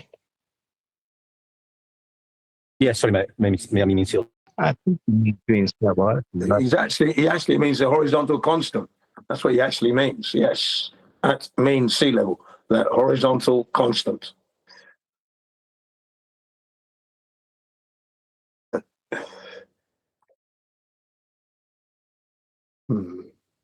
I'm going to start saying constant category error because that's what everybody seems to be in. I like calling them maths and geography deniers. Yeah, geography deniers, that's a fact. They are. But they're constantly in a category error.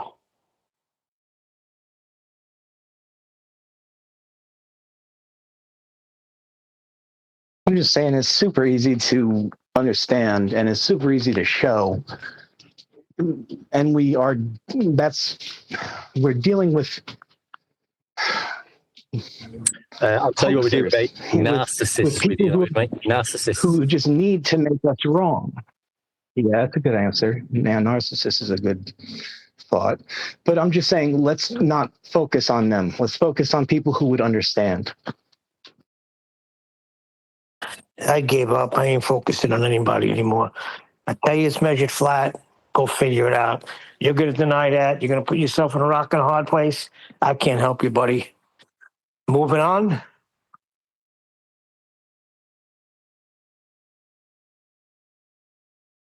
Yeah. You had the Viking and this Rebecca arguing all weekend over freaking elevation angles, triangles. Are you kidding me? This is what it's become?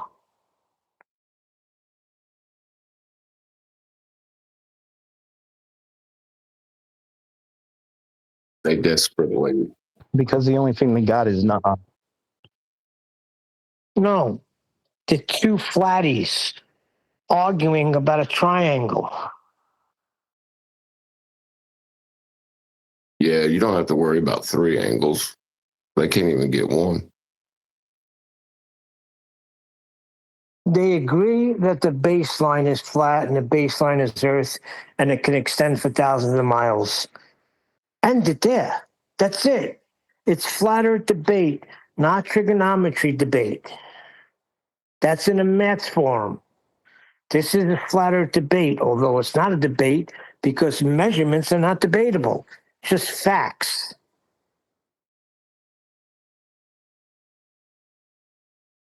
Well, I just needed this confirmation that can we not use the word empirical outside the context of science and the scientific method? Why? Measurements are empirical, aren't they? If I measure something and it's 12 by 12, exactly, that's what I mean. That measurements would be empirical, right? Even if you go by those few keywords that observable, testable, falsifiable, repeatable, measurements do follow all of those points, don't they? No. How so, John? Falsifiable. If I tell you that this stick in front of me is 3 feet, I give you a measurement and you measure it yourself and find it to be 2.5 feet. You just falsified me and my measurement. No, what is John saying? John, what'd you say? Falsifiable is to hold up and have two outcomes, right? Like a positive and a negative, and one be rendered false. So you like what's the cause of water boiling, right? You say heat. Well, I can cause water to boil with heat, or I cannot cause water to boil with heat. There is your falsifiability. Now show me that in measurement. You can't. It's not a measurement.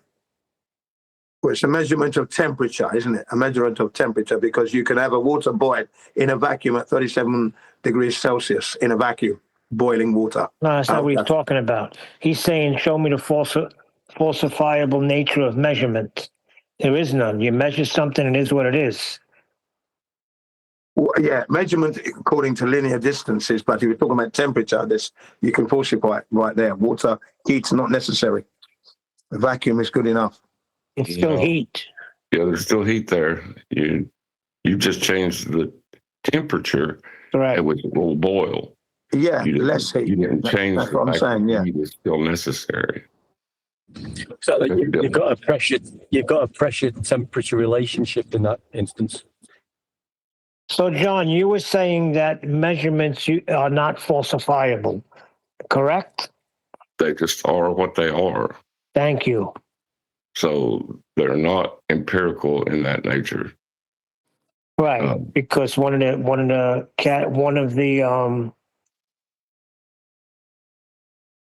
what's the word I'm looking for? One of the criteria for for empirical is falsifiable, right? Right. And I don't know how you falsify an inch. That doesn't Okay, even make sense to say it. So then we can't say that measurements are empirical. Is that what you're saying? I guess so, yeah. But they don't have to be empirical. They're measurements. A measurement is a measurement. We're not talking about the scientific method here. Right. That's what I'm having trouble with. Like, why are we even trying to use that terminology specific to science in this category? I feel like we're trying to invite a category error when we do that. I don't think willingly. I think, would just, I wouldn't put it in empirical. I'd just say a measurement is a measurement. That's it. If I tell you what a measurement is, there's no debating it. But it's irrefutable, isn't it? Irrefutable. Right. Irrefutable is a better word. Yeah, that's a good word. They are irrefutable.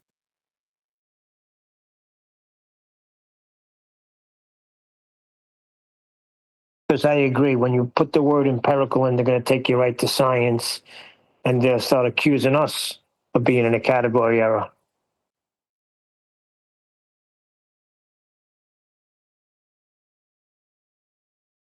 You call us science deniers. We're denying that it is science. Well, in that aspect, they're right. We do deny that looking into what Earth is not a scientific endeavor.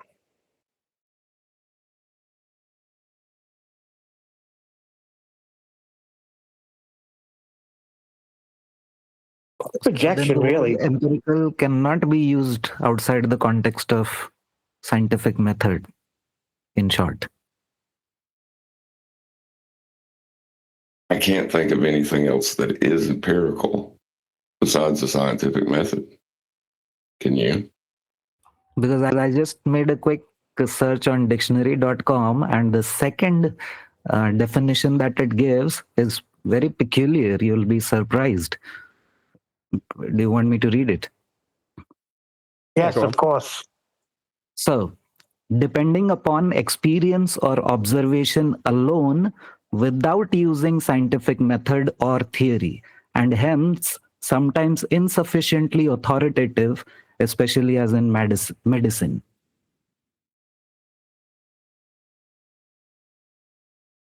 That's empirical? No, that contradicts empirical.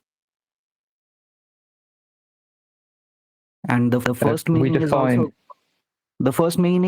also similar, but it makes a distinction between the word experience and experiment, derived from or guided by direct experience or by experiment. This is the general definition. Yeah, I don't know about that.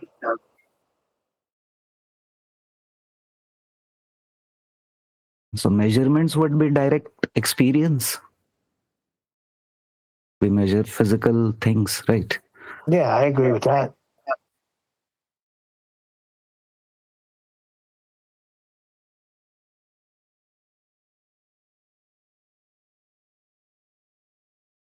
But that's geography now. We're talking about measuring Earth. No.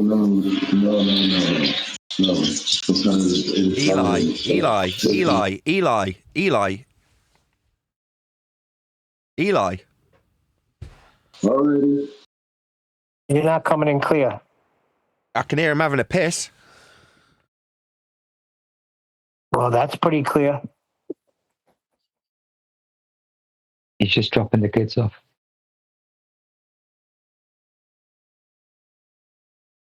Could be raining. Could be standing by a fountain. I thought that was me. I was flushing the toilet as he was doing that.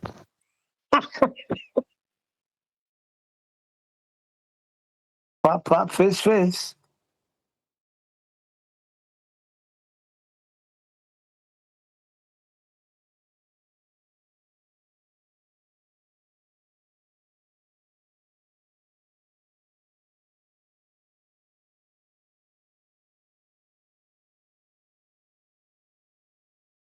Oops, I was on mute.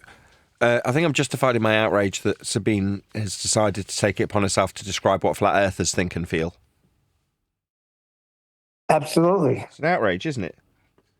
Yeah, absolutely. Like I said, double barrel, both of them. She got them both. Deserved it, deservedly so. Thank you, Nathan. Excellent work today. Loved every minute of it. Every minute of it.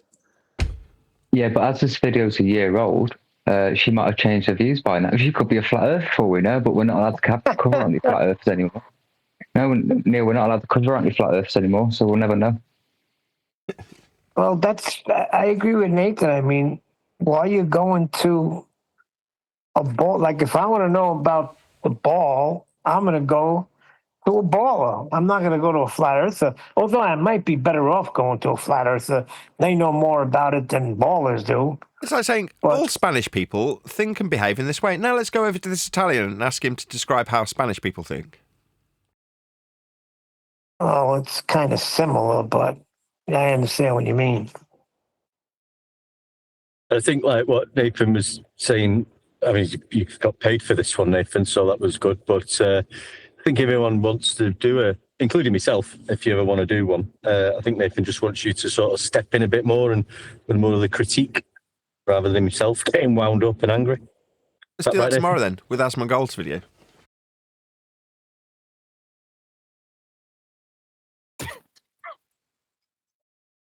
Yeah, but today, Nathan, you didn't miss a point at all. Every second they said something wrong, you covered everything. You didn't miss a thing. That was clean, man. That was good. Brilliant takedown. Brilliant. But usually if you're presenting a video, I usually have a quick flick through the ones I've given Nathan recently with the normies. So I've sort of got an idea what's going to be said so you can know when you can respond to things or say something. And I presume that's what everybody would do when they're going to suggest a video. Hopefully so. There's certain times when you know it's not even worth trying to get in because Nathan's got his freaking teeth on that bone and he's going to clean it. Yeah. There's nothing we can say. He's covered everything there.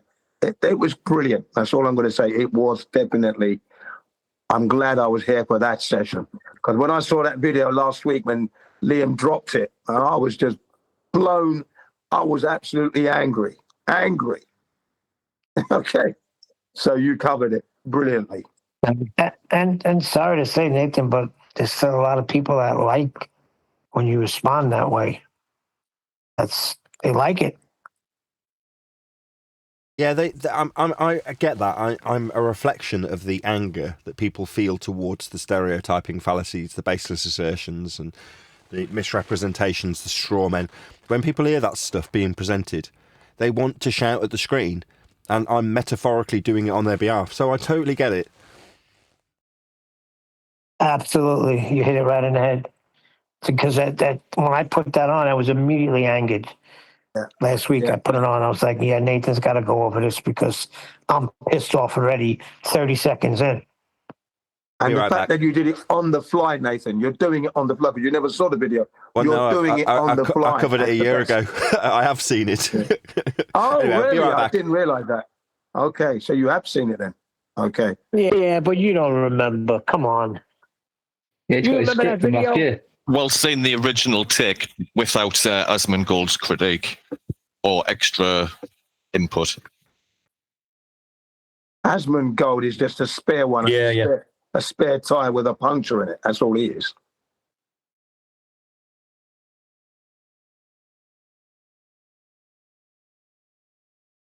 You see, a spare tire with a puncture in it is of no use. That's all he is. He's a very, very popular and influential YouTuber at the moment. And everyone's just like taking on his opinions rather than facts. Yeah, I was also going to speak to that effect that these popular YouTubers these days, they have their certain cool kind of a style on YouTube, which is why he was going sarcastic in many of the parts of the video, which is why if you want an unsolicited advice for the next part of it, I would like you to play rather full sentences, because this guy is very cheeky. He's being sarcastic, and you may miss it. I understand that in many parts when you went on about the scientific method, it was important for the audience. Vandek just mentioned that. But in certain cases, he was just being sarcastic, where your response to it, thinking that he's actually saying it, was not very appropriate, I would say. Yeah, but when she was talking about space and he was saying, yeah, fake, you know, he was accusing us of being wrong when we say that space is fake, you know, that's fake, this is fake, science fake. And Nathan picked him up on that as well and slammed him down again on the floor. Yeah, man, that guy deserved everything he got on that 7 minutes. Couldn't have packed any more in. It was full to the brim. I know what Arthur means, though. I'm not critiquing Nathan, but what I think we've mentioned before, I think sometimes you do need to just listen to them a little bit more. Sometimes you're only getting 2 or 3 words in, and we sort of know what we're going to say, and then we're critiquing him for a word rather than the full sentence. I think it's nice to hear the nonsense waffle a little bit longer sometimes, just personally. Yeah, Exactly, I see what you mean there. Yeah, sorry, I see what you mean. What I meant. I'd seen the video complete anyway last week, so I knew where it was coming from by this time. But yeah, I know what you mean. I agree.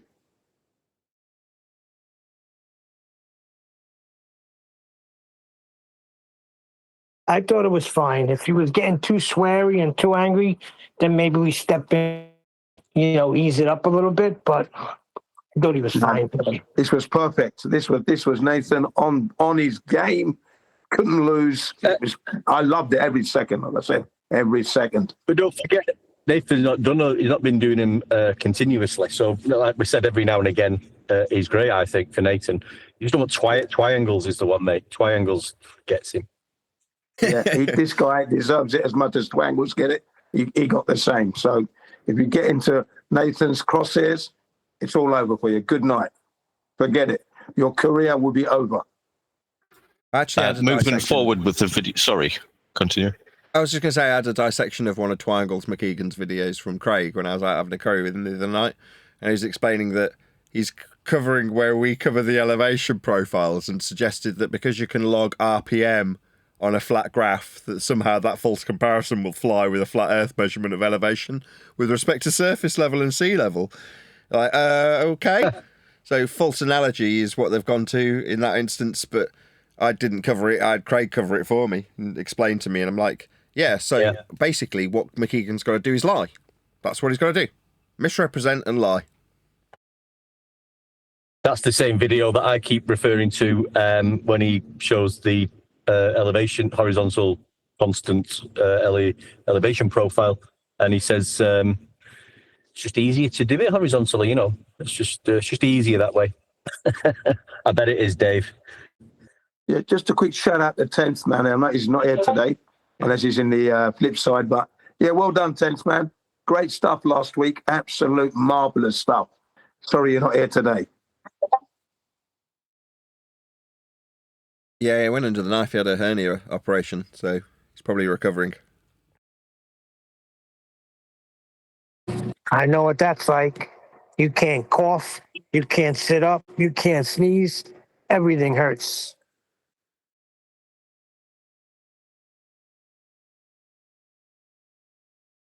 Let's hope he makes a full recovery, quick, sharp. Yeah, let's hope he makes a good full 100% recovery, and then occasionally do some, sit-ups. And once he's fully recovered, abdominal exercises, keeps that midsection nice and tight, so you don't have that ever happen again. Once you get that mesh put in, it's stronger than ever. I had it done. Well, that's good. Like in the $6 Million Man, they can rebuild you.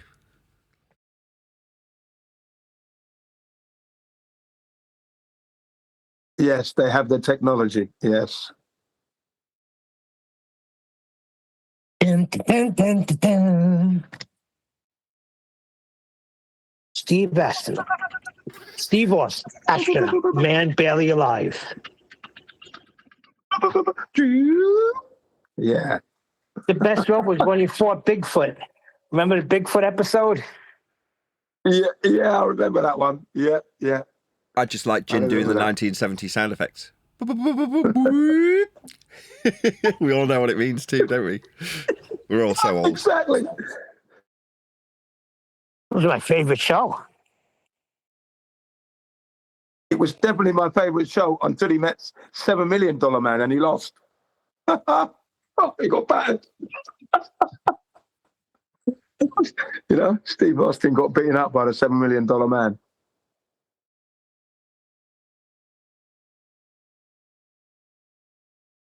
Then you had the Bionic Woman. Yeah. You had the Bionic Woman, and then you had the guy that said, "Don't get me angry because you won't like me when I'm angry." Incredible Hulk, Bill Bixby. Yeah, that was a good one. And Lou Ferrigno was the Hulk.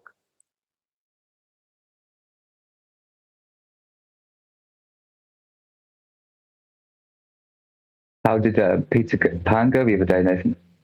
I remember years ago listening to Jordan Peterson describe the idea behind Peter Pan and what he represents. It's quite dark. I'm not sure if you're aware. No, I wasn't. Give us a vague idea. Peter Pan represents the boy who never grows up. Pan means all. So he's full of potential, but he never fulfills a potential. Okay. And there's a scene where at the end, I can't quite remember, as I said, it was years ago, and I haven't seen it when I was a kid. Do you know the story? Do I know the story of Peter Pan? Yeah. Yeah. He makes a choice at the end, and what's his choice? Does he not go with the woman to become a man? He chooses to remain with the fairy or something like that? Yeah, he stays in Neverland. Yeah, that's it. He chooses not to take on the responsibility of becoming a man. Chooses to remain a boy forever. Yeah, but look at the world we live in at the moment. Yeah, it's a right mess. Maybe he was better off where he was. Because look at it today. What, he'll end up on paying his wife, what's it called, child support for the next 15 years. There you go. Look at the mess we're in. Come on. The thing I like about pantomime specifically is that it has a free rein to poke fun at very specific elements of current society. So the politically correct agenda of late being about men and women, and I'm tempering my own words because I don't want to get in trouble with YouTube, but I'll explain what they did. So typically, Peter Pan in pantomime is normally played by a girl, right? And the Lost Boys are all played by girls. That's how pantomime typically deals with those characters, right? But in this particular pantomime, the only thing that I could fault for being overly politically correct was they changed Lost Boys to Lost Children. It's just, there was no need for the alteration, right? But another creative change that they made to keep it in line with pantomime was they made Peter Pan a guy and they made Captain Hook a girl. So Captain Hook is a character that's female in the pantomime, but played by a man. So it's a guy in drag playing a character that's a girl that's been changed from a character that was a guy. So that kind of flip-flopping inversion I thought was just quite cleverly done by this particular pantomime. I thought that's a good way to spin on it, right? If we're going to change a character from being a guy to a girl, why not make it Hook and then have a guy play a girl in drag? Why not? Yeah, did they have the performers flying in the air and that? Did they have all that going? Yeah, they had all that. Oh, yeah, their kids were well and truly delighted with that then. Your children, yeah? Yeah, they did a good job. Yeah, but also what happened to the days of, here's a character, here's a guy who looks vaguely like the character, so we'll make that person the character, rather than all this changing around and mishmashing. Just confuses it for me. Are they still knocking out? Sorry, I was going to say, are they still knocking out Oliver Twist as well as a pantomime? Oliver Twist, did they do that one? Yeah, Oliver Twist still gets made into a pantomime. Go on, John. All right. I was going to say, you're assuming Captain Hook's gender all of this. We're going to have to shut you down and cancel you now.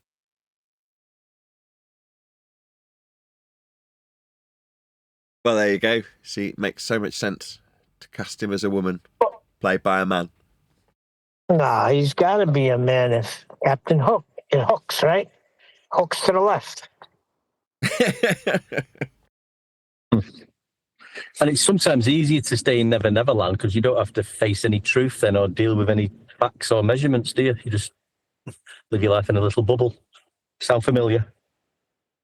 Yeah, but if you're on the ocean, you're utilizing Earth as the horizontal constant path. Did they have a crocodile in the pantomime? A crocodile as well? No, so that's the only thing they left out, and I think it's just because it was for young kids. So at the end, they have a sword fight, and Hook just goes overboard, and I'm like, "Where's the crocodile? Why isn't he being eaten?" It got a mention in terms of the Hook, passing mention at the beginning, but it doesn't get mentioned at the end. It's supposed to be the same crocodile that eats him.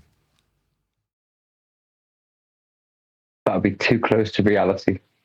Shouldn't you put a bit of trust in your audience, in the intelligence of your audience, that they can emotionally handle a crocodile eating a baddie in this case? Yeah, absolutely. Oh no, they didn't. Yeah, I had to. My wife had to print all that sort of stuff out. Like, it's behind you. Yes, Oh no, they did. didn't. All that sort of stuff, because my kids yes, have never they been to a did. pantomime, so she printed all of those out so they could get familiar with how it all works.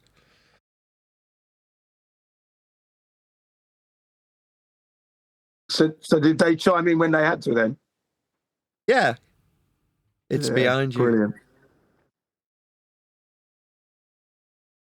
My eldest daughter really enjoyed it. She said it's the best pantomime she's ever seen. My wife said it's the first one you've ever seen. And where was it happening at? What venue? Spa Centre in my town. There's a theatre. Okay. Right. And the performers were local people doing this or famous? No, there was nobody famous. Or if they were, I was unaware. Ah, brilliant. Is it like a little? I remember taking my kids when they was younger to do like a little theatre, but it was really good. It was like a big venue. It was called a little. It was actually called the Little Theatre, and I used to take them there to watch things like. I always remember going to see Lion Witch in the Wardrobe. That was really good. That's what I think a lot of them were called. So one of my first jobs in that arena as a sound technician was in Hall Green Little Theatre. Now, was it a little theatre? No. It had 2 studios and a massive stage. So it definitely wasn't little, but it was just called Hall Green Little Theatre. But it wasn't, like I say, very little. In this particular instance, the Spa Centre's like a proper decent-sized venue. It's like a big stage, and it's got 3 tiers of seating, and it's big. What I noted, nothing to do with the play, but we went with homeschool kids. Now, although I was semi-aware of how many there were there because we were kind of lining up when we went in, you don't know for certain. But there's all these other school kids there, and they call them out, like, to have some audience participation. They're like, shout out to Her Lady of Compassion Catholic School, and all the kids go, hey! And then they went, and shout out to Leamington Home Education. And a whole section of the theatre went, yay! And it was all of the homeschool kids. I'm like, wow. I mean, I knew that there was a fair amount of them, but for there to be just kids that were homeschooled all in one place at the same time, there was obviously going to be others that weren't there that didn't buy theatre tickets that night. But there was enough to have a whole section of the theatre taken up by the Leamington Home Education group. And it was, I mean, it would have been, I don't know, probably 30 or 40 kids, like the size of a classroom at least, like a normal school-sized classroom. Told you, there's more homeschool people than you think. Yeah, I was shocked. That's exactly the sentiment. There was more homeschool people than I thought. I'm like, bloody hell, there's enough of them to get the reaction from from the performers when they're like, shout out to Leamington homeschoolers. Yay! I'm like, oh my God, there's loads of us. I said to my wife at the beginning, when they're all shouting, I'm like, strictly speaking, we're teachers, right? You know what that means? It means if we want, we can stand up, turn around, and that's to say, looking away from the stage at all the kids in their seat, and you can just fold your arms and glare at children. So you're allowed, you're strictly speaking a teacher.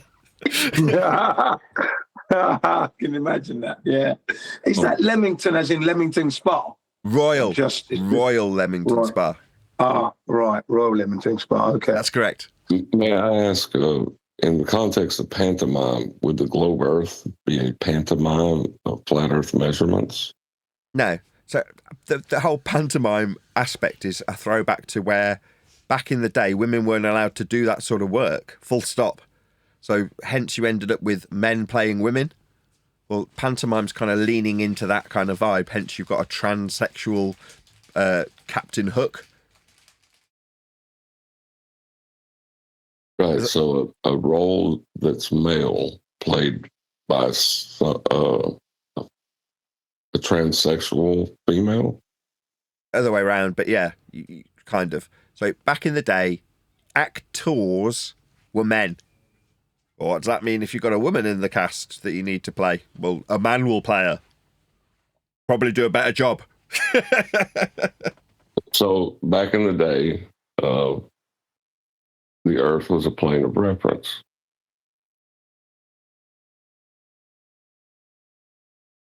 Yeah.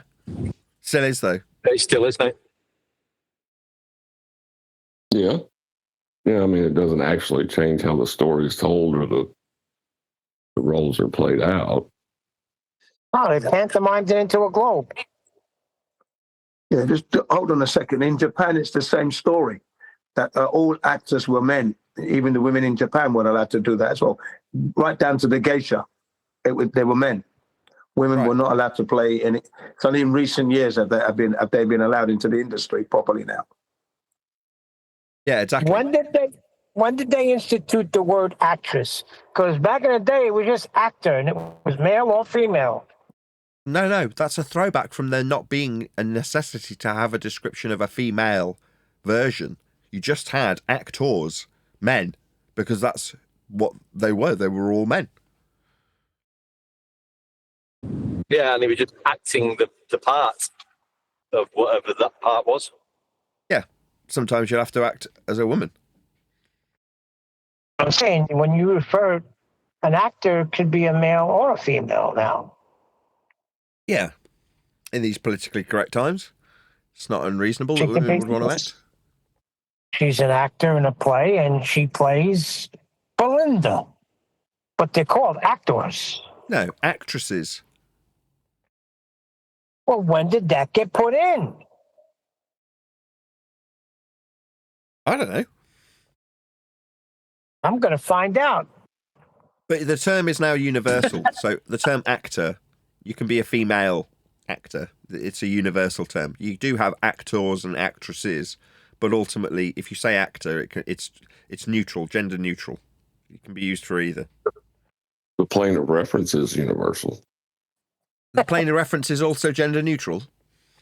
It's horizontal constant. No, but it is universal.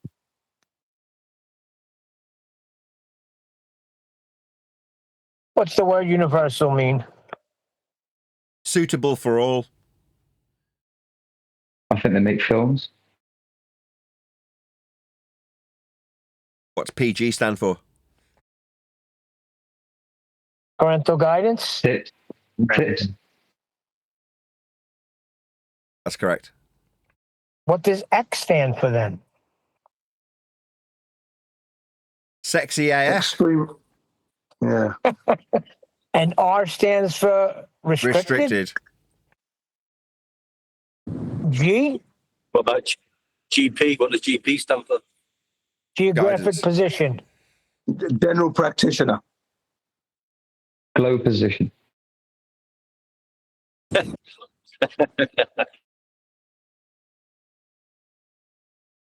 all they've done, though. They've taken See words that? like ground position that are universally accepted as being in requirement of a flat Earth and just changed the title. It's like, by using a universal transverse Mercator, does that make the world globe-shaped? No. By describing the positioning system as global, does that mean that it's global? No. But if you just change the word, oh, well, it's just the globe position, isn't it? What do you mean globe position? Well, it's to a point on a reference plane tangential to a dingleberry. So it's a globe point. Well, I went into Gem Pandas this weekend and I asked for measurements. and they gave me geodetic surveying. That's surveying. They survey flat. Correct. So even in their proof, they can't get away from it being flat, but they're not comprehending it. It's just surveying, right? You realise that? Yeah, they just put the word geoid, geodetic. Yeah, it's just surveying. That's the same thing. That's what I'm saying. It's like adding on global to a system that uses a Cartesian flat plane. So you're like, oh, it's the global positioning system. Well, it's the geoid desic surveying. You're like, what the fuck are you on about? Exactly, Nathan. You hit it perfect. Exactly. That's what they're doing. So they said, we want to talk to flat earthers. And I said, wait a second. I came here to talk about the ball. Why do you want to talk about flat earth? They said, well, we know everything about the ball. We want to speak to flat earthers. I said, well, the door's always open. Why are you all together here? Why are you not talking about the globe? When flat earthers get together, that's all we talk about. It's how Earth is measured flat. But they are flat earthers themselves. They just, they're either in denial or they just don't realise it. And how did that go down? Well, Neil, really well.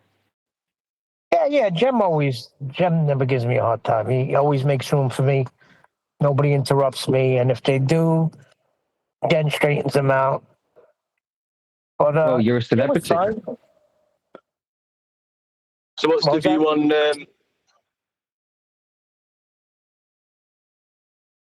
I said you're a celebrity, Neil. They have to. With me, it's the opposite. They interrupt, try to overtalk me, but they never win because I totally drowned them and I hit them with the facts. I did the Earth is measured flat, utilized flat.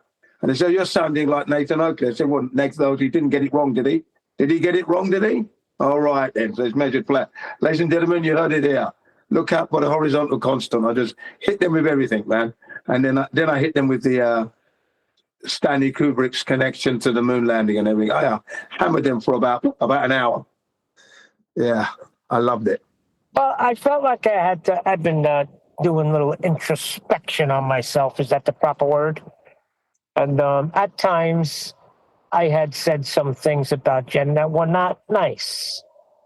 And I just apologized to him for that.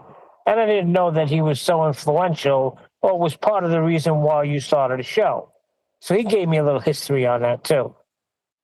He said did you bring up that debates. I'd recently told you about that then? He was like, oh, yeah, and confirmed it, etc. Obviously, he's not going to say, no, it didn't happen that way, because it did. No, he didn't think he was that influential. Yeah. He said, I remember we talked about debates, and he said that he had said to you that he missed those debate forums. And that's what led to you starting your show. That's a lack of introspection on Jem's part. He's literally describing his participation in the forming of the show. That is literally what he's discussing when he describes that. He's like, maybe he's just modest, but, it's like, well, no, I literally approached him to ask his opinion on it. Yeah, he agreed with that.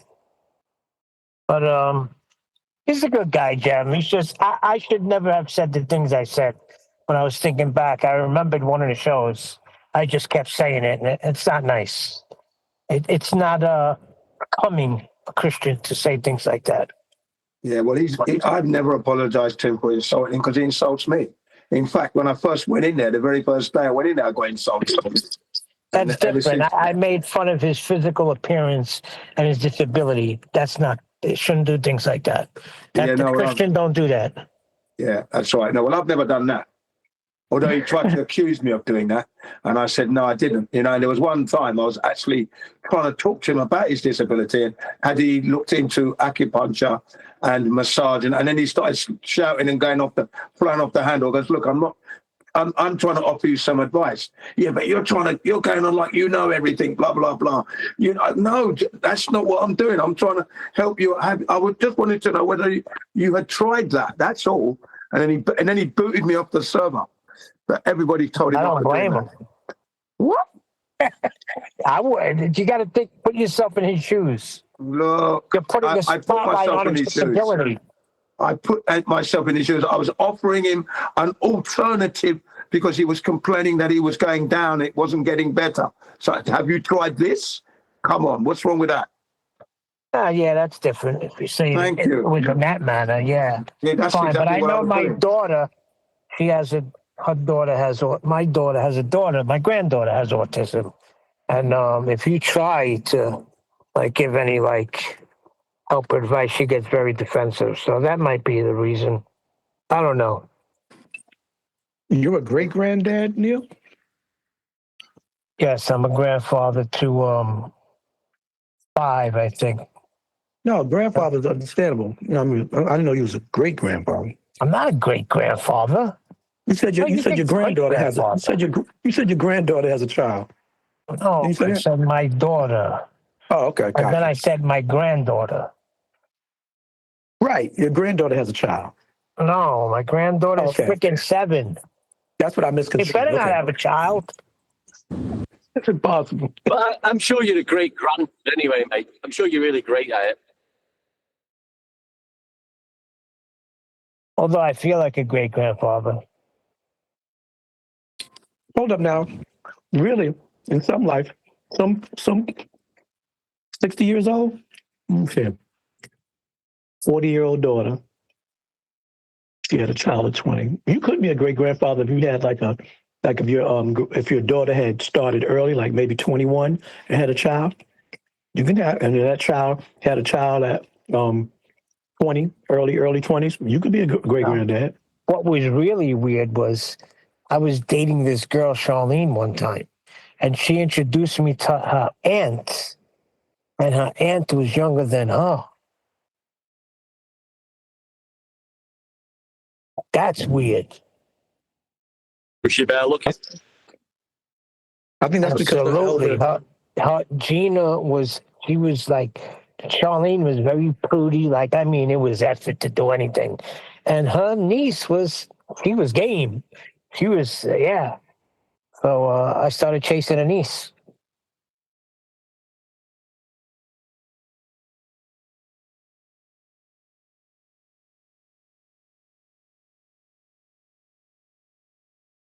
that could happen with late people, like maybe her sibling started late. Or her auntie might have had a child like in the late 30s, which made her.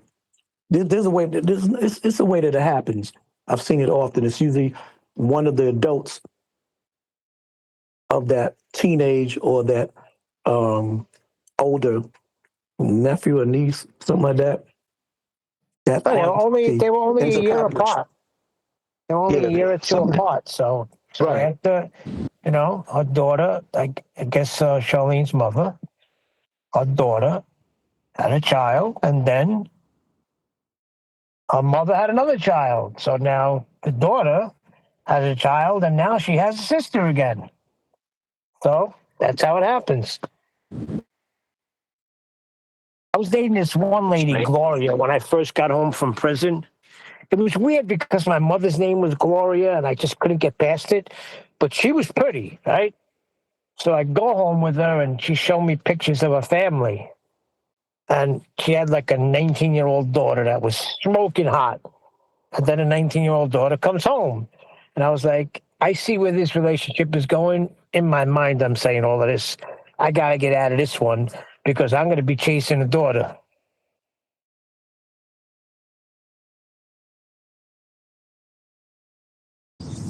Just back on Flat Earth, though. It's funny it was quite telling. Had a bit of to and fro with triangles on texting, and I 8 times I asked him for his so-called Earth curve measurements, which he was just not responding, just totally going on to another topic. And in the end, he said, "Hang on." In the end, he texted me back. He went, you just want me to tell you about the sticks and shadows and how Eratosthenes measured the Earth, just so you can say, welcome to Flat Earth. Yeah, that's correct. Without telling that. Well, yeah, that's right. So what a measurement that Dave relies on we'll have him be welcome to flat. Yes, correct. You dumbass. Meanwhile, keep count, right? If you keep having to ask him about, what was it you said that you asked him 8 times? 8 times for his globe measurement, if he's got one. 8 times it was. Yeah. I mean, if he comes up with something like the Earth curve calculator, again, you'll be welcoming him to flat Earth. But the reality is he hasn't got any. But keep asking, keep a tally of it. Because like with conspiracy cats, when it got to about 100 times, that's when he came out with his, well, I'll give you a flat Earth for that perspective. Yeah? Yeah. Right? So just it keeps the pressure on if you keep a track of the actual number of times you've asked. Well, I do it because you do it. I probably got it off you listening to you, and I think you're amazing at it. No, but Nathan's great because but listen, Neil. Even though Nathan just keeps count of it, like, I was looking back a bit and thinking it's approximate. I wanted to be correct, so I made sure I was correct. But Nathan's like, it's 13 times I've asked you now, just off the top of his head. But I thought it was very telling. That was my reply to Dave. It's very telling how you're dodging your so-called Earth measurement, and you're just admitting to me that you know what I'm going to say. It's a flat Earth measurement, and that's why you don't want to give it. He admitted. Very telling. He admitted to that. Yeah, it's very telling. What does it mean? It means these clowns know it's flat, don't they? And correct. Yes. Correct. That's right. They're whistling past Neil. Neil, now you can say they're whistling past, especially him. That Nathan McKeegan. No, they're not whistling past. They're outright denying, but they know. Yeah, but they're whistling past. That's what they're doing now. They're whistling past, even though they know it. You're going to make me look this up now. Good. Well, he knows for a fact. I'm just going to say he measured angles on the surface of Earth, measured elevation angles. And it's not a curve measurement, it's a flat Earth measurement. He knows that, and that's why he couldn't say it, because he's admitting Earth is measured flat. So rather than give me the measurement, he's off on bloody elevation. He wants to talk about triangle.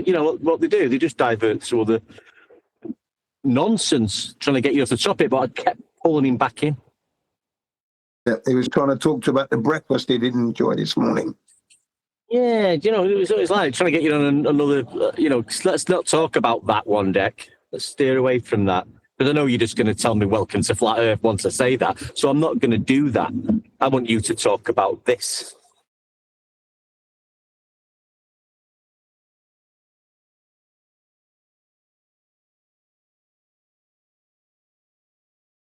I think that's a win when they don't even want to talk about it. It's more than a win, right? I don't want to demean what you're doing with Dave McKeegan by saying the win's irrelevant. That's not what I mean. I mean, it represents something a lot bigger. It's not just that they know it's flat. It's that the tides, they are turning.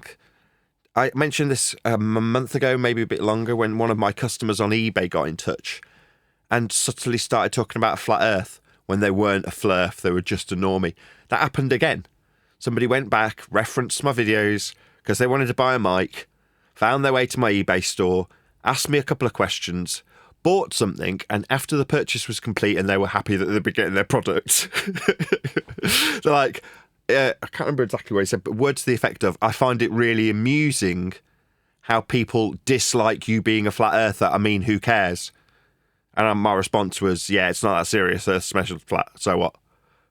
But this guy, although edging into the subject matter, was just a normie who'd gone, oh, look at that. People hate that this guy's a flat earther. What's wrong with them all?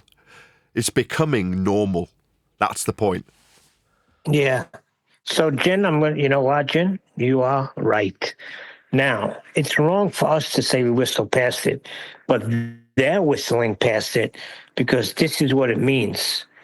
Pretending to be cheerful, calm, or unafraid in a frightening or difficult situation, often to mask real fear, anxiety, or to ignore an obvious, unpleasant truth. Yeah. So they're whistling past it.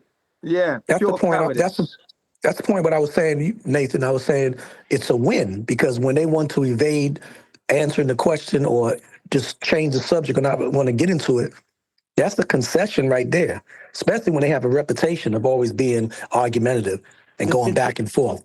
Listen to this. It gets better. It's about putting on a brave face and acting optimistic when facing something serious, like trying to ignore an impending problem or threat. Boy, does this fit Globus. Yeah, that's what it is. Absolutely. What we represent isn't some idiot that they can mock and ridicule so that they can forget about it after mocking a group.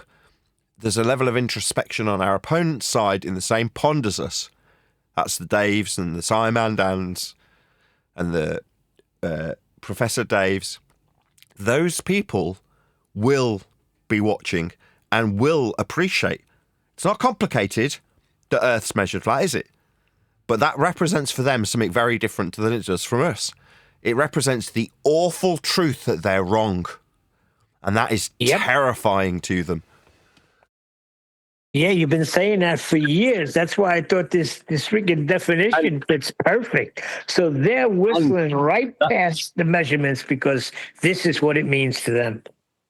And keeps going on about these narcissists. I am sorry about this, but that's a narcissist trait.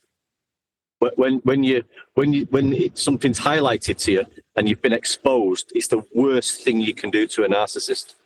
Worst thing. Yeah, they put on a brave face. They'll lie. They'll do anything to keep the illusion going. And that was, I think, that video. What was he called? I can't think of his name now, but you know what I mean. He didn't even mention the word narcissist, but I think that's what he was explaining. Yeah, Alan Watts.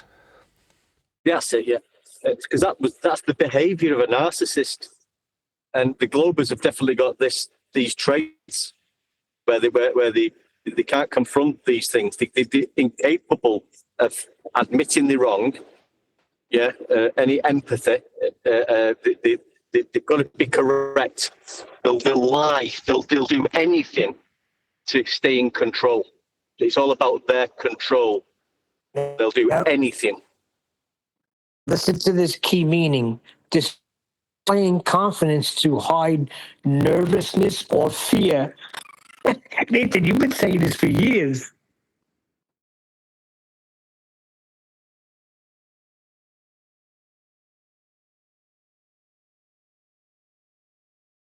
Here's another one. Ignoring a problem, denying or downplaying a serious issue, hoping it will go away. How many times have we heard flat earthers go away? Yeah, that'd be me. That's what they wish of me, but I never go away at all. I'm still there. Well, that was covered on today's video, wasn't it? What they actually, if we read between the lines, what are they? While I can pour scorn on them looking at the statistics because it's a category error, let's look at the deeper meaning. It's, are they still around? Are they still going to be here? Is the numbers going down? That's what it really means, doesn't it? Yeah, that's it, exactly. That is the exact sentiment right there. Here's the final one. Trying to stay cheerful in a dire situation. Oh, boy. It's like... it's like another one of Dave McKeegan, which you were trying to divert me. I'd mentioned 0 degree baseline sea level. And then his rebuttal to that, and see, the rebuttals don't even go to his make-believe mathematical globe. His rebuttals are, well, we've got tides on deck, so the level of the sea and he gave me some examples. He must have good. The level of the tide in Mexico is whatever it was, and then the tide level there. So he's still talking about level, right? Well, because I mentioned the 0 degree baseline constant horizontal. Well, it can't be. We've got one level in this area, one level in that area, and another level in that area. But he didn't once mention curvature. I'll give you a perfect example. We keep pounding the measurements, and they're still talking about Mars and moon landings. That's whistling right past it. Because an example they give is, despite the mounting financial problems, the CEO kept talking about expansion. We hit them with flat Earth measurements, and they're talking about going to the moon and Mars and colonizing. I don't think you can beat 0 degree baseline sea level. I mean, it's what's used. Yeah, but we're going to the moon one day. We have a rover on Mars. They'll never be able to do that because I'll always remind them of Stanley Kubrick. I'll always say July 16th, 1969 equals Stanley Kubrick's. Okay, Yeah, that's part of the problem. Yeah, that's it. Just remind him you can't have gas pressure without containment. That ends out. Yeah, I like to tease them a little bit first. You like to play around with them a little bit, huh? Yeah. Space is made up of length, width, and height as measured. That's right. Temperature in that. Right. Yeah. You can't argue with sea level, though. You can't, it's just, that's the base premise for all measurements on Earth. Oh, what'd you say? Measurements? Hold on a second. We're going to the moon in about 4 years, and we've also colonized Mars. Now that is whistling past the graveyard. Definitely. Yeah, we're not talking about Mars on the moon. We don't care about that. What we're talking about is sea level and Earth, and how every elevation profile is measured from that 0 degree sea level. I mean, from that horizontal constant. Yeah, but I could be the baller. I could be the baller whistling past the graveyard, displaying confidence to hide nervousness or fear, and say, but we have a rover on Mars. Does Mars exist in space?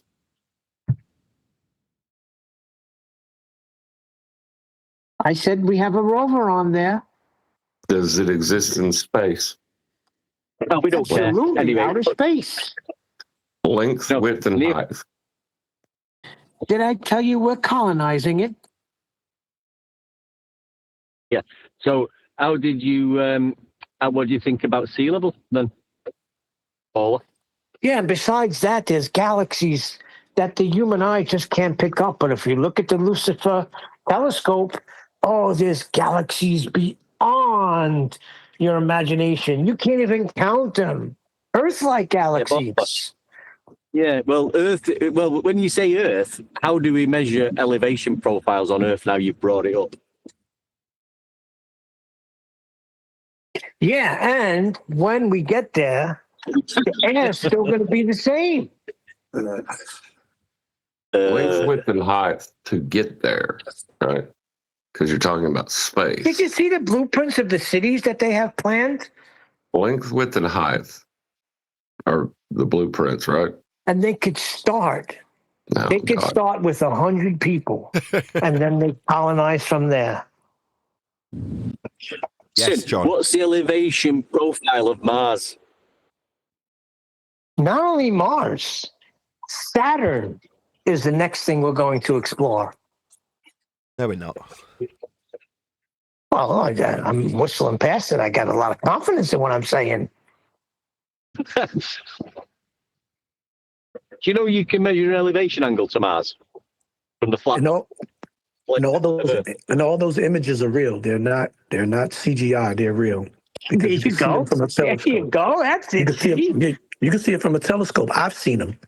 It's real. And I don't want to hear nothing about that superimposed printout of whatever's in Canada, those lands. Those are all just conspiracy theories. Artist renditions. Obviously, you haven't seen the ISS. My son pointed it out to me the other day. Right there, it looks just like what they show us. And? Neil, nothing to do with Earth, mate. Stop chatting shit. I am just telling you what is obvious. Now, the obvious thing is these things will happen. Do you not have faith in mankind and our abilities? I think we'd have already done it. But the point is to take your eyes off the ground and get your eyes gazing up at things that are around in the sky so that you can think that the ground you're standing on's round. Round and spherical are therefore associated synonymously in the mind's eye of the person being convinced that the ground is spherical because the lights in a two-dimensional manner, when they occasionally do, I will grant them, infer a certain type of sphericity, libration, orbital, as they call it, motions of the lights in the sky, but those don't have any bearing on the ground that you're walking on or how you'll describe things in a Euclidean frame, which is what John was trying to allude to. It's just everyone ignored him, which is why I was laughing, by the way, John. I thought it was hilarious. Well, we weren't ignoring them. I was That's just not true. explaining. That's I not was true. just explaining what it means to whistle past the graveyard. These Are we things gonna- have me in fear, but I got a display of confidence. And that's Are we not going to allow that's this not. Glober to talk all this shit in here? Are we allowing this Glober in here? This piece Well, of I shit mean, Glober? I'm Neil not the here. Glober, I'm you just mean? saying. You mean Neil? If you I'm talking about this Glober. if you're standing on the moon, if you're standing on the moon like they show Armstrong and them on the moon, the Earth looks the same way in the sky as when you're standing on the Earth and you're looking at the other planets floating in the sky. So, But the moon footage That has nothing- is on a stage. So, I don't know, people are normally unaware of things like backdrops until you point them out with a really obvious example, like in The Wizard of Oz. In the Technicolor film, when she's walking into Oz, the foreground is real and there's bricks, but the rest of the yellow brick road and the stuff in the far background is all painted onto a canvas backdrop. Now, but for the fact that most modern films are made that way, they're just done with a bit more sophisticated, I can't remember the exact technique, but when they paint it onto a glass panel, it was first used by Charlie Chaplin to make himself look like he's falling off the edge of a building when he's doing nothing of the sort. It's just got a painted panel that's glass in the frame of the camera. So like you can make a massive building without having to have anything more than 2 or 3 stories with a matte painting basically on a piece of glass that you mask the camera with. Well, these techniques were crap in the 60s. They were just painted canvas backdrops. So when you look at the moon landing footage, that is exactly what you've got. You know, the way they're faking it is with the technology that they had available to them of the day. And regardless of how technologically advanced NASA are by comparison to the film industry, right? Dilly Gill's point. If you know who Dilly Gill is a videographer on YouTube, and he pointed out that often Hollywood acquire their cinematography techniques and indeed sometimes lenses and other technology from NASA. What does that tell you? Well, NASA are on the cutting edge of what? Cinematography. That's where their expertise lies. But it doesn't alter that they, while on the cutting edge, were still limited by the time of the year. By that I mean, you know, the 60s, the 50s, not as in spring, summer, autumn, winter, but the time period that you're in will literally have limitations that you can't overcome, you know, technological or otherwise. Well, that technical limitation in the moon landing footage is really obvious to anybody with a minor discernment in either cinematography or just an interest in film. That is to say, if you are aware how they made Kubrick's style films, that's why Kubrick often gets associated with being one of the cinematographers. He may or may not have been, but he represents a director of the time when you say Kubrick made the moon landings. What does that really mean? Well, that's a distraction away from the fact that the moon landings footage is made using that time period cinematography techniques. So to say Kubrick did it is another distraction. It makes you focus on whether or not it was Kubrick rather than whether or not it's 1950s and 1960s cinematography techniques rather. Nobody's denying that. Nobody's denying that. We just couldn't get there at that time. So everybody knows that's why they made it a movie. At the time, we couldn't reach there. Let Neil be in character, right? Neil knows this character, right? He's rehearsed it for 5 years by being around it. He's a method actor, you see. We were not able to reach that at the time. We didn't have the technology. So we filmed it, yes. Nobody's denying that. But now we can get there. Neil. No, but it's not that. Obviously, Nathan must have been through some childhood trauma or something. I mean, why would you lie? No. I take offense because now you're spitting on the elderly ladies that just passed away from hidden numbers. Now, they wouldn't have made no movie about some African-American elderly women who worked hard through the civil rights movement and everything to make this blueprint in order for them to successfully. So I'm gonna disagree with you, Neil, on that. Well, no, we well, were there. The woman we you're were talking there, about, right? no, and they just that particular but not at the time. Hold on a they second, hold on. enhanced it. They That's an enhanced it with the interesting one, right? cinematography that Neil's talking about. She's one of the people that you would say they wouldn't know any different because what they're involved in, she's alleged to have pointed out issues with the mathematics of the trajectory. And now in modern times, they're like, look at this pioneering black woman kicking ass and taking charge at NASA. You're like, well, it was inconsequential, no offense to her, because the journey isn't real. So her saying, look at the problem with these trajectory mathematics. You're like, if you know, which most of them probably didn't, you just pander to her, right? Oh, yeah, very serious stuff. You know what I mean? Because you know damn well you're not going out to a second law of thermodynamics violating sky vacuum. There is no journey to the moon.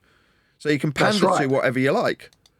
But now it's being used as like a race thing where, look at this, like I say, pioneering black woman in the face of these evil white NASA heads. You're like, what the fuck? Piss off.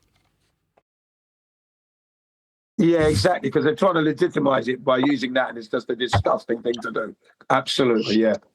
Well, she wouldn't know any different. She's not going to the surface. She's not travelling through the sky vacuum. She's not using the trajectory mathematics to take the journey.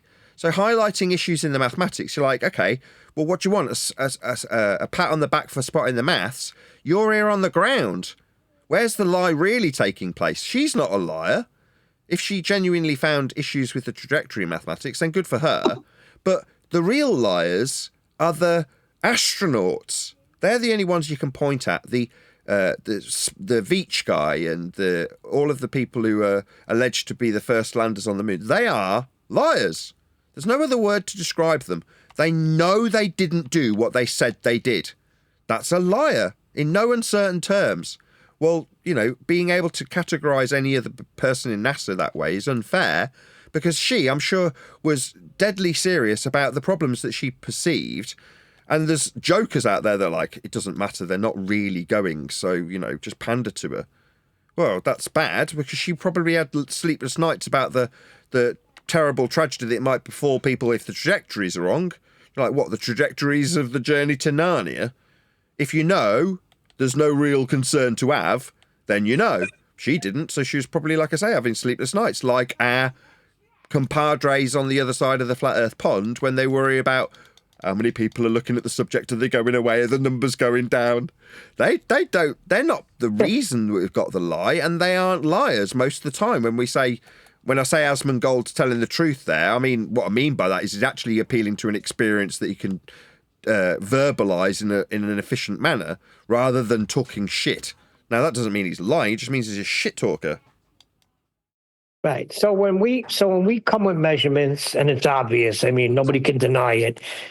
Even when one deck says Alberoni, all of these people, they started with measuring Earth flat. They hear these, ballers hear these things. So like trying to ignore an impending problem or threat as if walking past a graveyard at night and whistling to keep your courage up.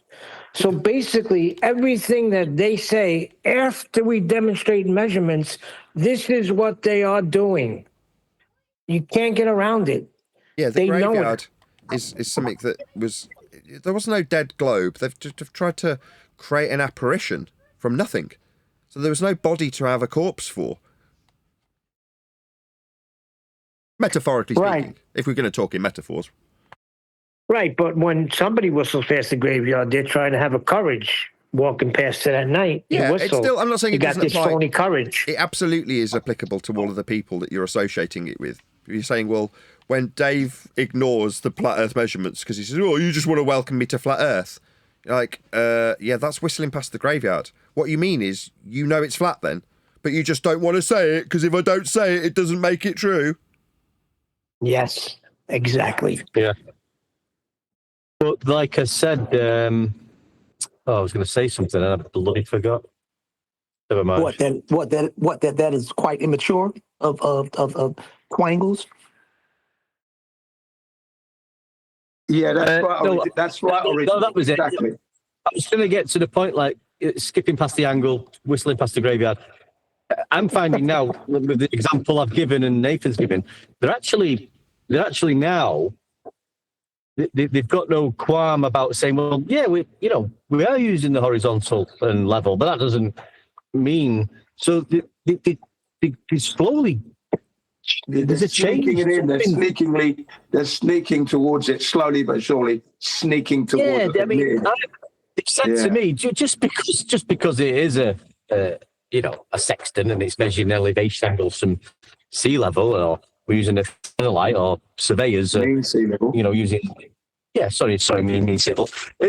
That's all reference to the Earth. Yes, we do the horizontal level. Do you sea level, but that doesn't mean the Earth's level and horizontal. I mean, what are you talking about? That's where they are now. Yeah, and that's really ridiculous. Because I'm never going to forgive them for that. I'm always going to whip them for that. How can you be level but not mean level? You mental. Because they're whistling past the graveyard. Of course they are. The thing is, though, they've got no option now. They've slowly been put into the rock and the hard place. Yeah. They're slowly being tortured. Basically. Look, their head is in the vice and I'm turning the handle. Okay. Well, they mean that they're saying is locally level, of course. But as you go further and further, you gradually go to a curve and you just don't realize it until you stop and it's leveled again. And you travel another 100 yards, you don't realize that you're going over a curve. Then you stop. You measure another level. That's the point. Dave's being asked for the measurements. So what? Presumably, if that's the discussion that's being had, I can only assume it is. At the end of that, you've got compadre here saying, well, give us the measurements then.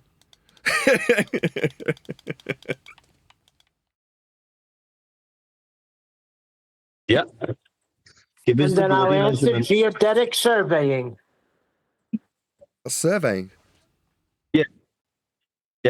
But you can get into geodetic surveying is well, you've only got surveying. You just survey. Well, you've got plain surveying as well, remember? You've got plain surveying. Surveying. That's just surveying. Isn't surveying measuring, though? Yeah, yes, but there's just surveying. Right? When you're like, oh, well, there's geodetic surveying, planar. No, it's just surveying. Hold on. Didn't you hear the video the other day? The guy said spherical distances. You mean AI? That guy that Tent is friends with. The AI said spherical distances. But Glober, anybody can look into the WGS84 bloody spheroid bloody model. It tells you it's mathematical. It tells you, just like Alberuni and Eratosthenes tells you they're measuring Earth flat. They also tell you this WGS84 accepted mathematical model. They'll tell you it's a mathematical model. It's just something that that's been accepted, and that's what's being used. We're going to measure Earth flat, and then do some mathematics. Yeah, and then put it on a curve. So as long as you're prepared to realise that you're just living in a mathematical world, that's fine. Yeah. Good luck. And math is reality. Material world. No, it is reality, because if you give Annie 17 cookies and then take 24 from her, you know how many she's going to have. Yeah, Neil, that's a good one, D-Rose. But what's multiplication? Multiplication, Neil. If you multiply something, what should it do? Oh, multiplication doubles it. Yeah. So what's 1 times 1? 1 times 1 is it's a trick question. It's 1. So it's not multiplying then, or increasing? No, but that's only one equation. We have thousands of equations. Math is reality. You could say I can't have negative 5 apples. Yes, you can. I just owe you 5 apples.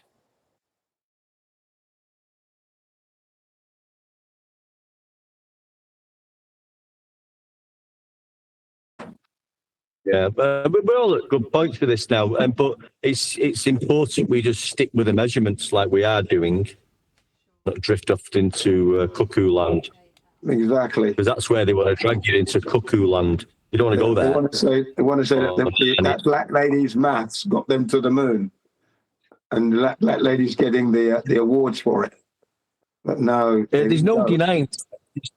There's no denying that sea level is used for elevation profiles, for all Absolutely. elevation profiles on Earth. It's not. I didn't make that up. You didn't. No, Nathan it's didn't. antecedent, isn't it? Well, Yeah, all I'm saying so, is I we mean- can't. All I'm saying is we can no longer say that for years we whistled right past the flat Earth measurements because we were not in any fear of anything, right? So we didn't That's whistle right. past it. We just didn't notice it because we were looking. We would train to look for the curvature. In the process of looking for the curvature, we missed all the flat Earth measurements. Right. Well, don't miss this point that Stanley Kubrick made. That's the title of the film, Eyes Wide Shut. It expressing exactly what you're talking about. Eyes wide shut. That was the meaning of the film. Okay? It's all happening around us and we're missing.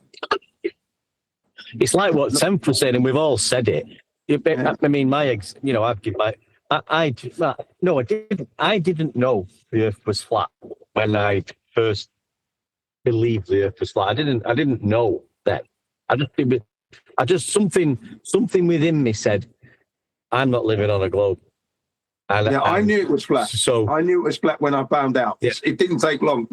I realized my error instantly because all my experiences had taught me that. Yeah, I did. I didn't. Yeah, but I didn't have a measurement at that time.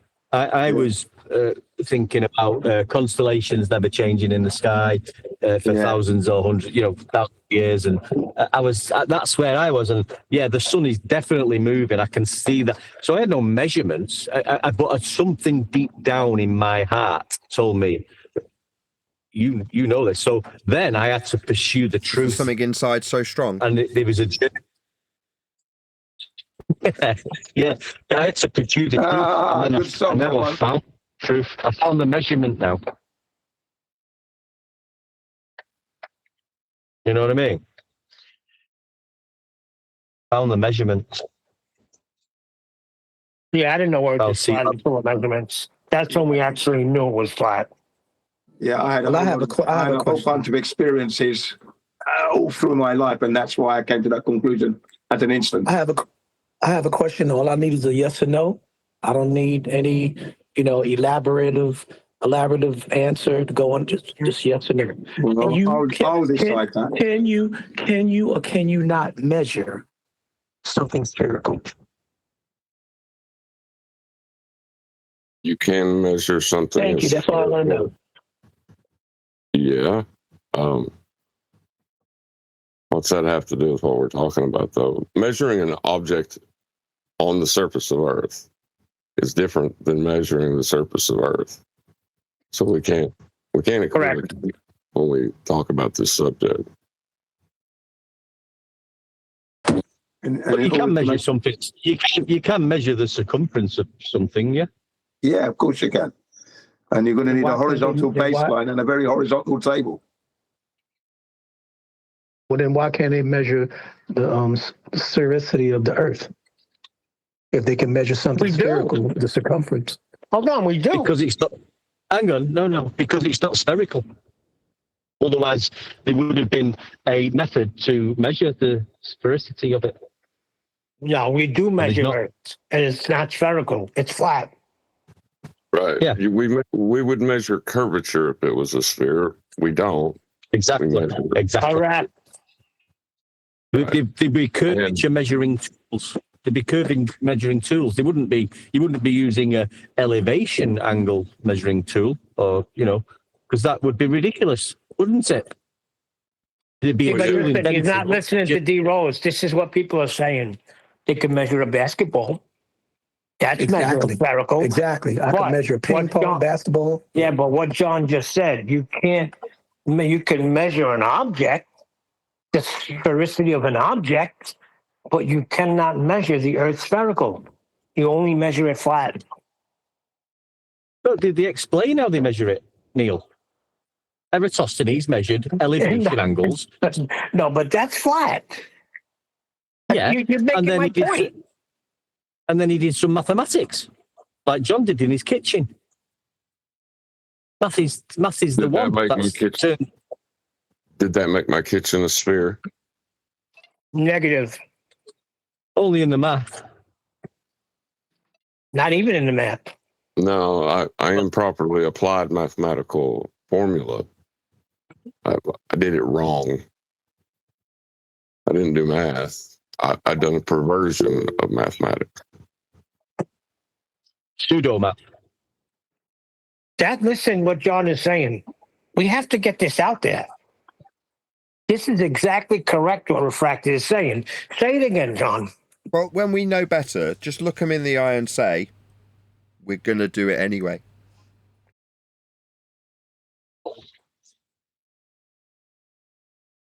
Now, this is important. This is important that people know that you're breaking principles when you say only in the math.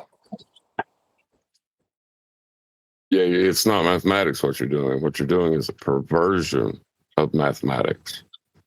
You're doing something that wasn't meant to be done with mathematics. You're contradicting measurement, which makes your mathematics invalid, which makes it not mathematics, which it's crazy at that point. Right, so let's get it straight then. So Eratosthenes' example, we know what he did. 2 points. There's a couple of presumptions in there. One's the parallel light rays, but he's got a distance, which is a linear distance across the surface of Earth. Straight away, there you go. And then he's got an elevation angle of 7.2 degrees, which is two straight lines. So you could end it there. Then what he did some multiplication and division, and presupposed that the Earth was a globe of 360 degrees. So is that not math? Then is that what we're saying? That's what makes it the perversion, the presupposed sphericity. Once he's got his 7.2 degree angle, his 500 stadia, and his 360 degrees presupposed globe, then he times that by that and divides that by that and gets a circumference. Is that not mathematics? Is that what we're saying?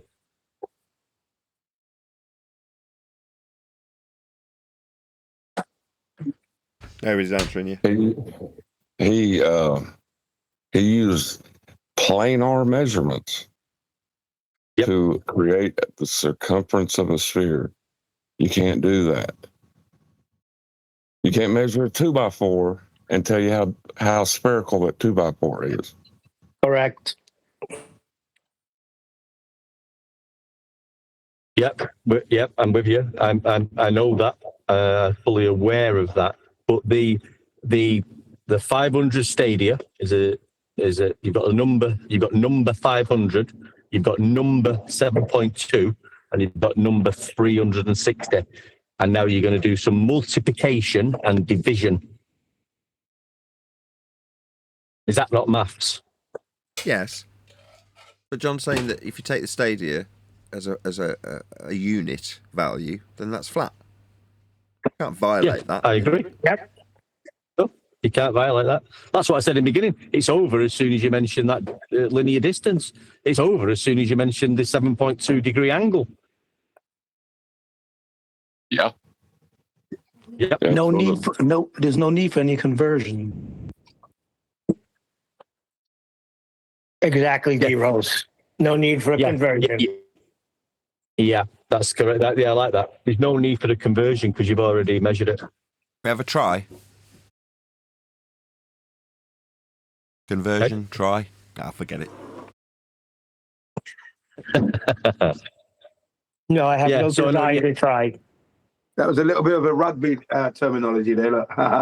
Very good.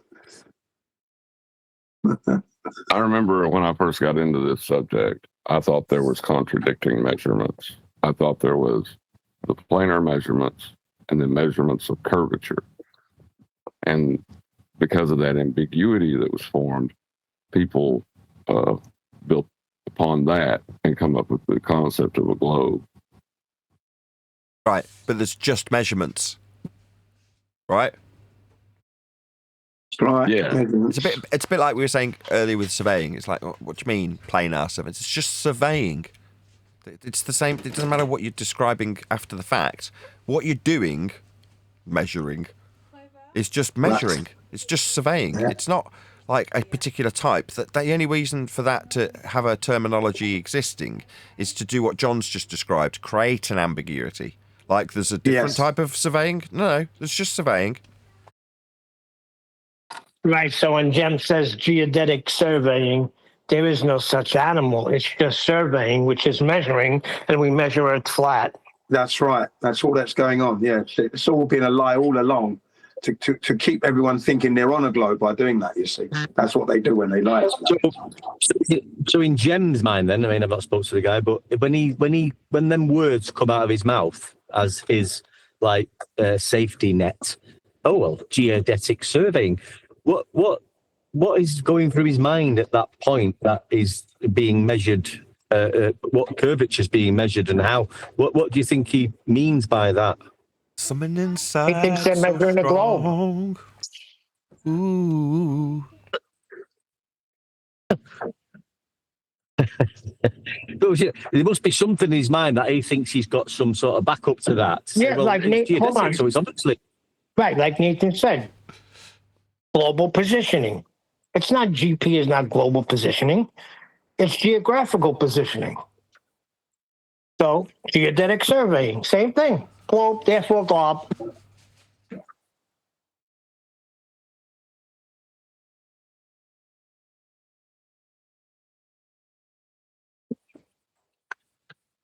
we've been through the videos, haven't we? We've been through the guy. We've been through the triangulation. We've been through the surveyors.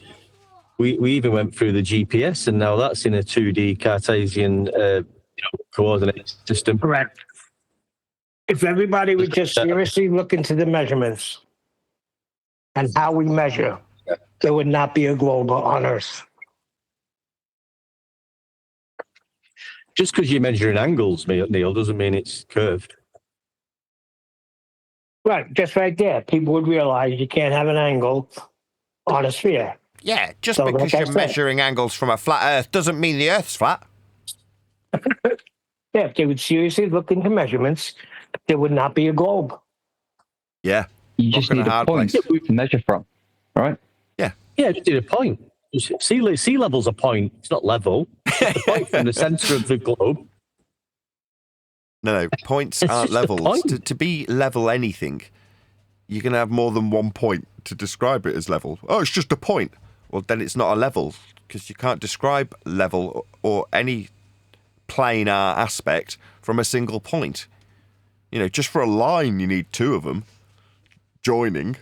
Meaning there's lots of them, infinite amount of them along the line. So no, single point, no, definitely not. Yeah, we have eye point and surface point. And Oh, yes, Elder an Bear cleared elevation this up point. for us months ago. Of course, silly me. No, when Yeah, and if you put a describing- load of like pins in it, if you put a load of pins in a tangerine, round a tangerine, and measure the height from the point, all them, the top of the pins will all be level.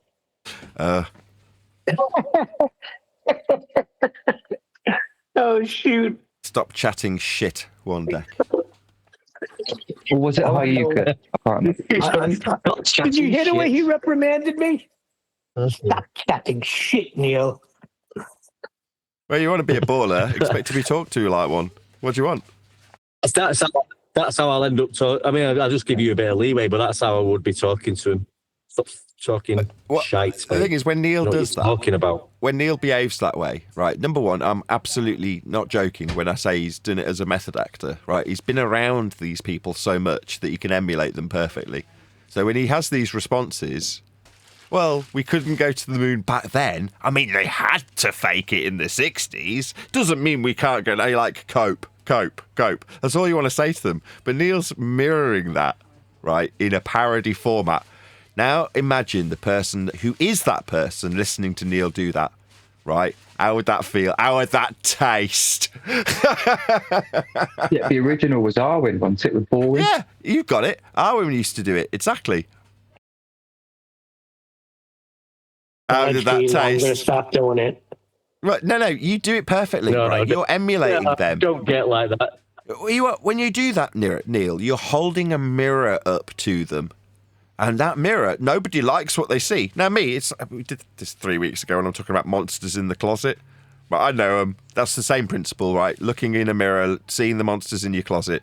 That reflection, it burns. Now, once you can cope with your own, just about, your own reflection's bearable. In this contextualization of this discussion, right? When you know that, you're very effective at holding it up to someone else, right? Next man's fears and concerns, they're internalized because people are selfish creatures, right? We're obsessed with one thing, ourselves. Well, that's a survival thing, right? You don't want to die. Your brain's telling you all the time, don't die, don't die. Careful, you might get run over by that. Careful, careful. Right, that's what your brain's doing. So you're internalizing most of the time. So it's not weird to say that people are selfish and, they're constantly concerned about what will happen to them as a result of something. But when you know that in this subject, you described it earlier when you were describing the definition of whistling past the graveyard, right? Whistle, just ignore the question about where the globe measurements are, and it will go away. Yeah, exactly. It was brilliant. I think Neil is still a glober deep down. No, he's not. That's what we're saying to them, right? When we say the antithesis to them, deep down, it's flat, don't you? Now, we used to say it without really being able to put any venom behind it, like any venom of truth behind it. Like we'd say, it's flat, really, don't you? Well, that was almost like a projection on my part to my opponent when I said those things, because I didn't really know it was flat. I believed it was flat. Now, I'd got an underlying conscious understanding in my own physiology and balls to bones, knew it was flat. That's what I told myself. But now, there's no contesting it. It doesn't matter if I know anymore. It becomes inconsistent. It's moot if I know it's flat. It's measured flat. Who cares if Nathan Oakley knows? Does it matter? Well, but most people can't see it in that way. To them, the fact that they believe it's a ball and the deep down knowing that, well, if you get me to say I've got a globe measurement that's actually from a plane, then you'll just say welcome to flat Earth. So I'm not going to do that. I'm not going to give you the satisfaction. It's like, what's this got to do with one deck? It's everything to do with McKeegan needing cope. Trying to whistle past the graveyard. Exactly. Well put. So was it, can you honestly say, at what point did you actually know, without any doubt, 100% that the Earth was measured flat? Measurements. I mean, yeah, measurements. But I'm asking Nathan because, I mean, was it celestial navigation? Yeah, I'd say so. Or was it before? During 10th man's celestial presentation, navigation for the that's most when part. the penny dropped, when the GP was beyond the horizon. Yeah, but those are measurements. Yes, we didn't say exactly. measurements at the time. I'm sorry, go ahead. You're spot. I'm agreeing with all of you. Exactly. Knowing that the GP was potentially tens of thousands of miles away, right? You're like, that's how it's measured. You're like, shit. But from that point forward, it's like any measurement I'd celebrate in the same way. So the most recent was the pitch data. You're like, yeah, that's a measurement. It's just any measurement that's got Earth as part of it is flat. So each time a new one comes up, prior to that it was seismology, and you could just go back down the line. But each and every time you reference anything that's got anything to do with measuring Earth, it's always flat. Yeah, once you comprehend measurement, that's when you know for sure and without a doubt that Earth is flat. Yeah. Now, maybe Dave Weiss knows this now, but even back then when he was being criticised, maybe we were covering measurements back then when he was in front of Jesse Lee Peterson.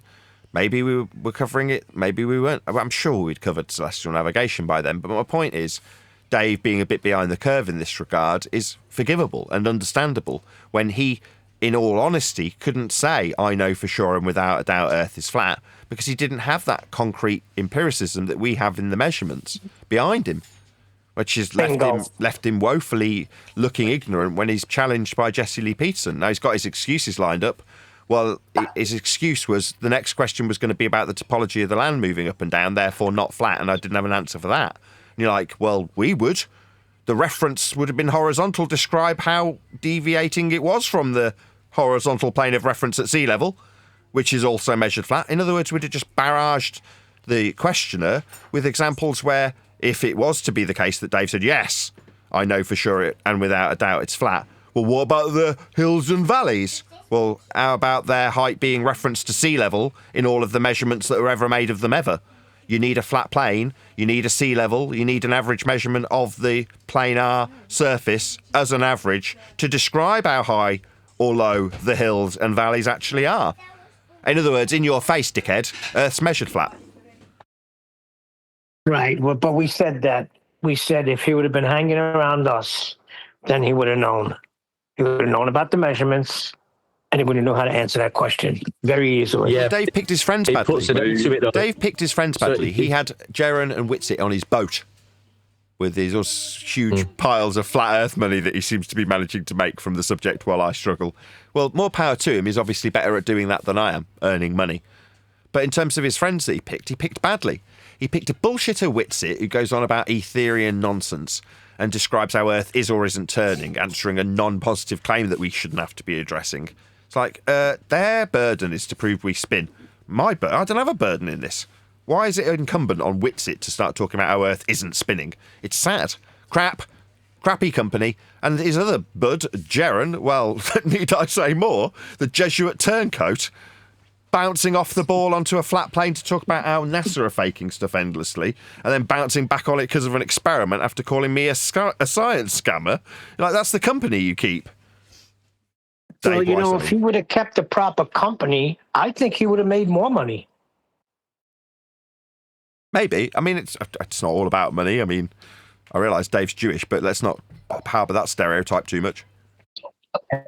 No, but I'm saying he would have had facts to pull from and not fantasy. So whatever people he accumulated up until that point, if he would have just been rolling with us, I think he would have made a ton more money. Yeah, but Neil, it put an end to his ice wall and the zodiac clock and all that. Right? Yeah, but you don't need any of that. That's what I'm saying. So it's gonna it'll put an end to his mission or whatever he's doing or his money making. Yeah, he'll end up taking as much out as he puts new in. No. The problem with Dave, in my humble opinion, is Dave represents that guy that I say has been furrowed down a narrow path towards flat Earth. What do you need flat Earth to be? About the people, the statistics, the searches, all people-based, right? What they covered on AsmonGold today. Well, what does Dave represent? He's that conspiratard that's talking about 9/11. He's talking about going deeper inside the rabbit hole. That's what DITRH stood for. Deep inside the rabbit hole. He represents your average rank and file conspiratard that learns all about 9/11 and then comes to flat Earth and has very little to say about it because they don't know anything. So what do they fall back on? Conspiracies. And then you get everyone describing your average flat earther as being a conspiratard. Dave is that. That is what Dave is. They did it perfectly then. Then we're absolutely right then. So they set it up that way. So this can be a conspiracy. Well done. You got to tip your hat to them. They set it up beautifully.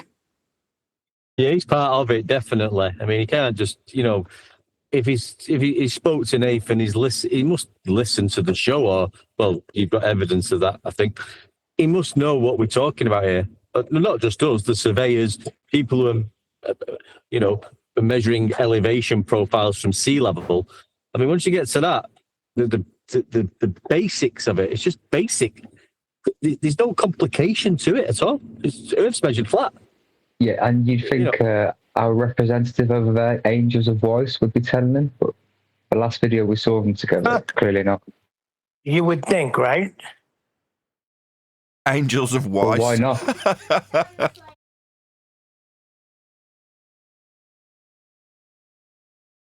All you need is level. Bum, ba, ba, ba, bum. I still think he would have made more money. He could have came clean and said, look, this app, garbage. I just came across information that's going to blow your mind. Earth is measured flat. Boom. And then lay it all out. The thing is, Neil, he must have already realised this with the map. Nathan and all them guys debunked that bloody map years ago, wasn't it, with when you did that. And he knows that. And he's still kept the bleeding map with the circling sun and moon above it. And he's still doing it. He must be thinking now. Yeah, because it's too late now.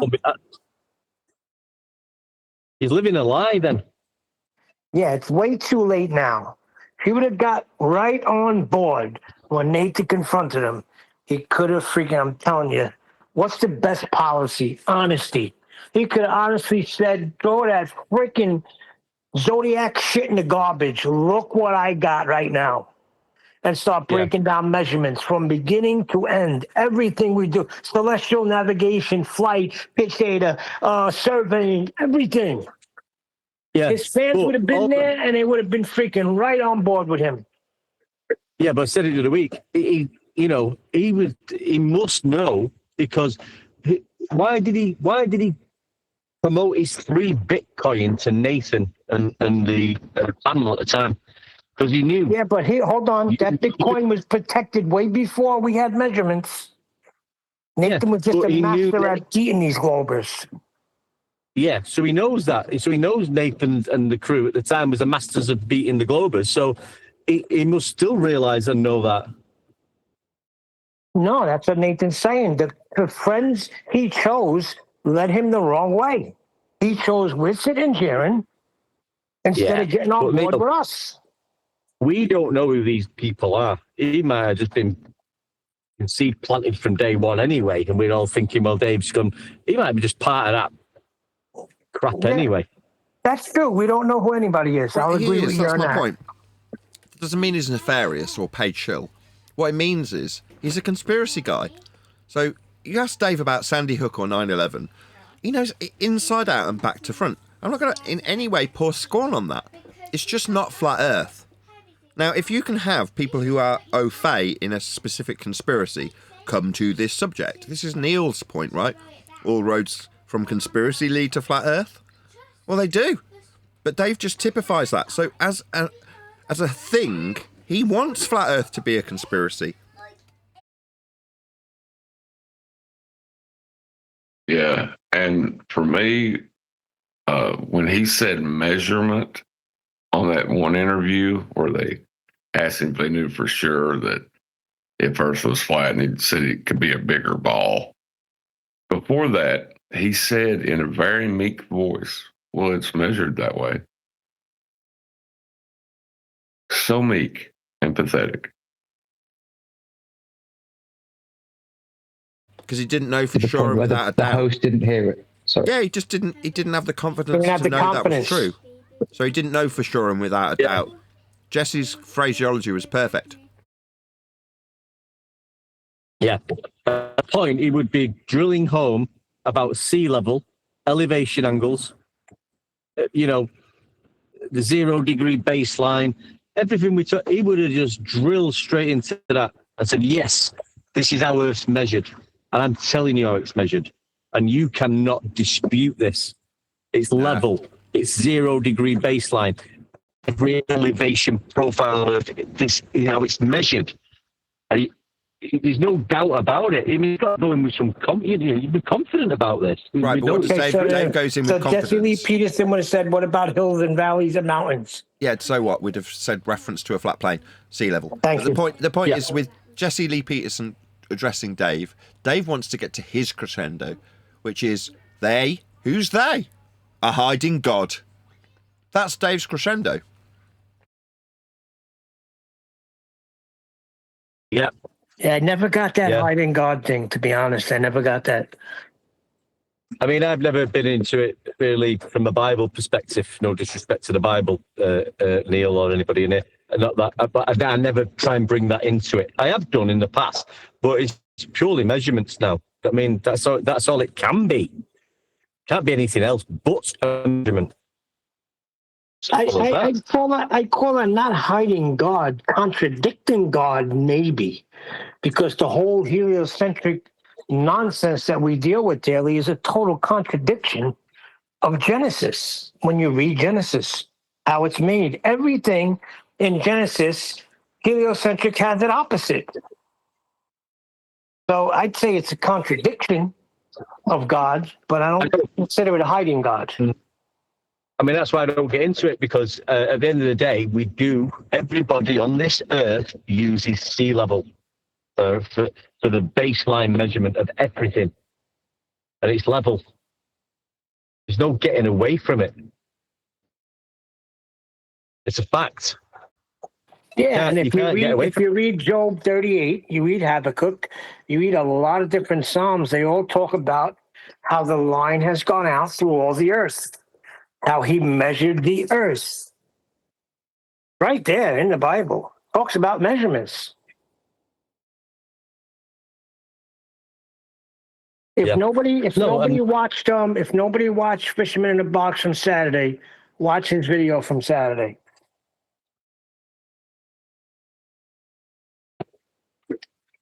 Is sea level used for all elevation profiles on Earth? Yes, it is. End of story. He actually brings you up, Nathan. He goes, thanks to Nathan and the boys. It's measured that way.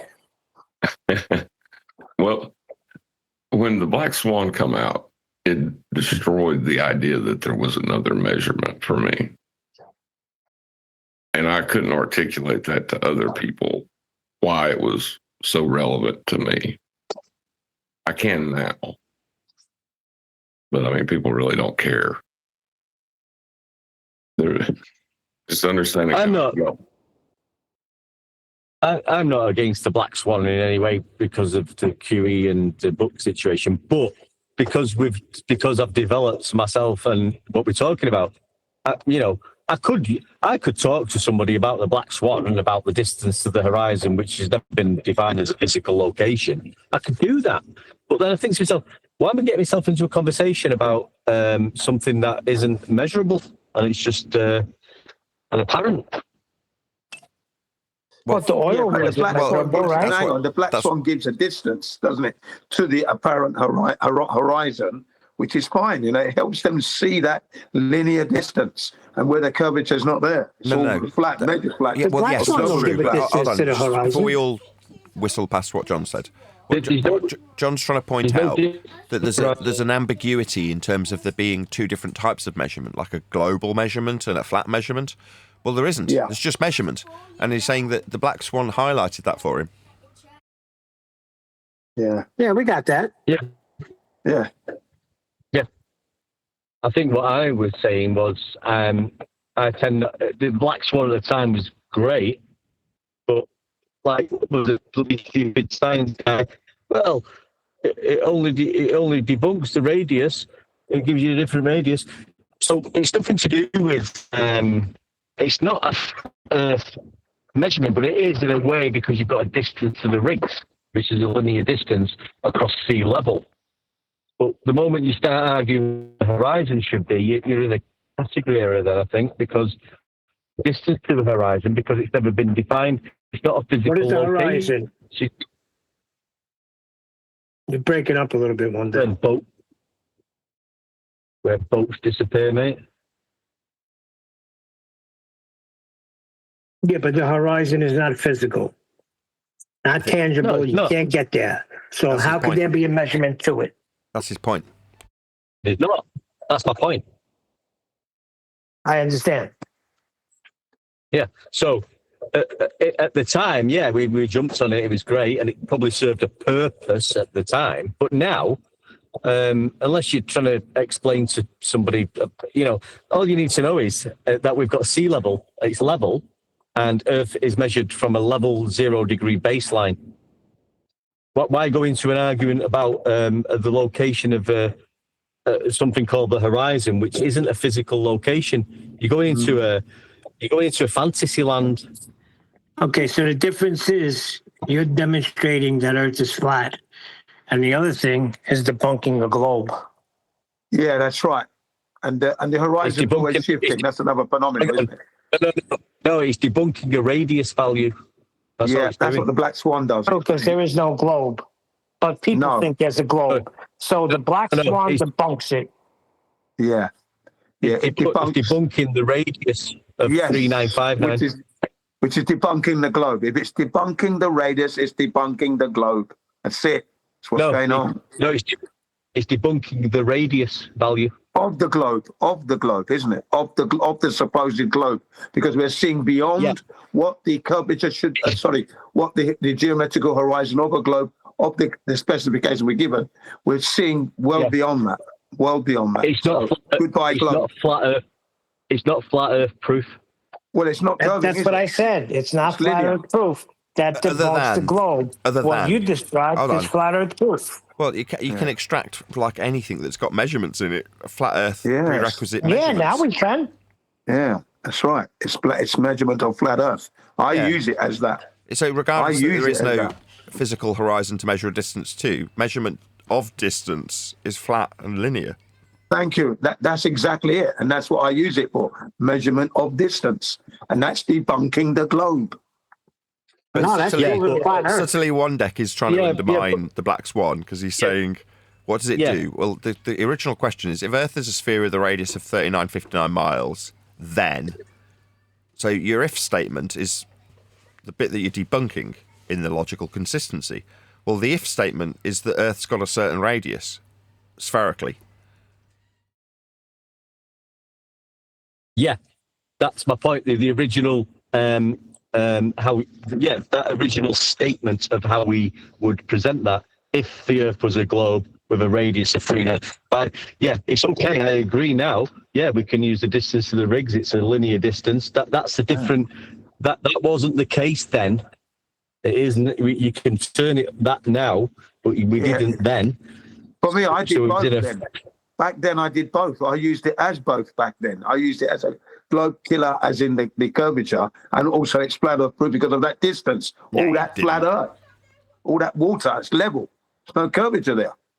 That's water being flat. That's not the measurement in distance being linear. Anyway, I'm going to round out. With that, another huge, massive, enormous thank you to both Discord and G+ panels for making today's after show possible. And of course, a massive thank you to all of you for liking, commenting, sharing, subscribing, joining as a Nathan Oakley 1980 channel member, and all that good stuff. I've been Nathan Oakley, and I will see you all in the next video. But when you measure it flat, it contradicts that. I'm spitting flat facts and that. And I know you don't like that. Google Maps is flat, it presents elevation profiles like that. I'm a spitting flat earth king. Sentence has a ring, doing my own thing. If Earth was a big roast chicken, factually finger licking chicken. We just got the measurements missing. I'm spitting eggs and begs, begging the question lesson. I've said it before, time after time. I'm the spitting flat earth king of rhyme. The higher you build your barrier,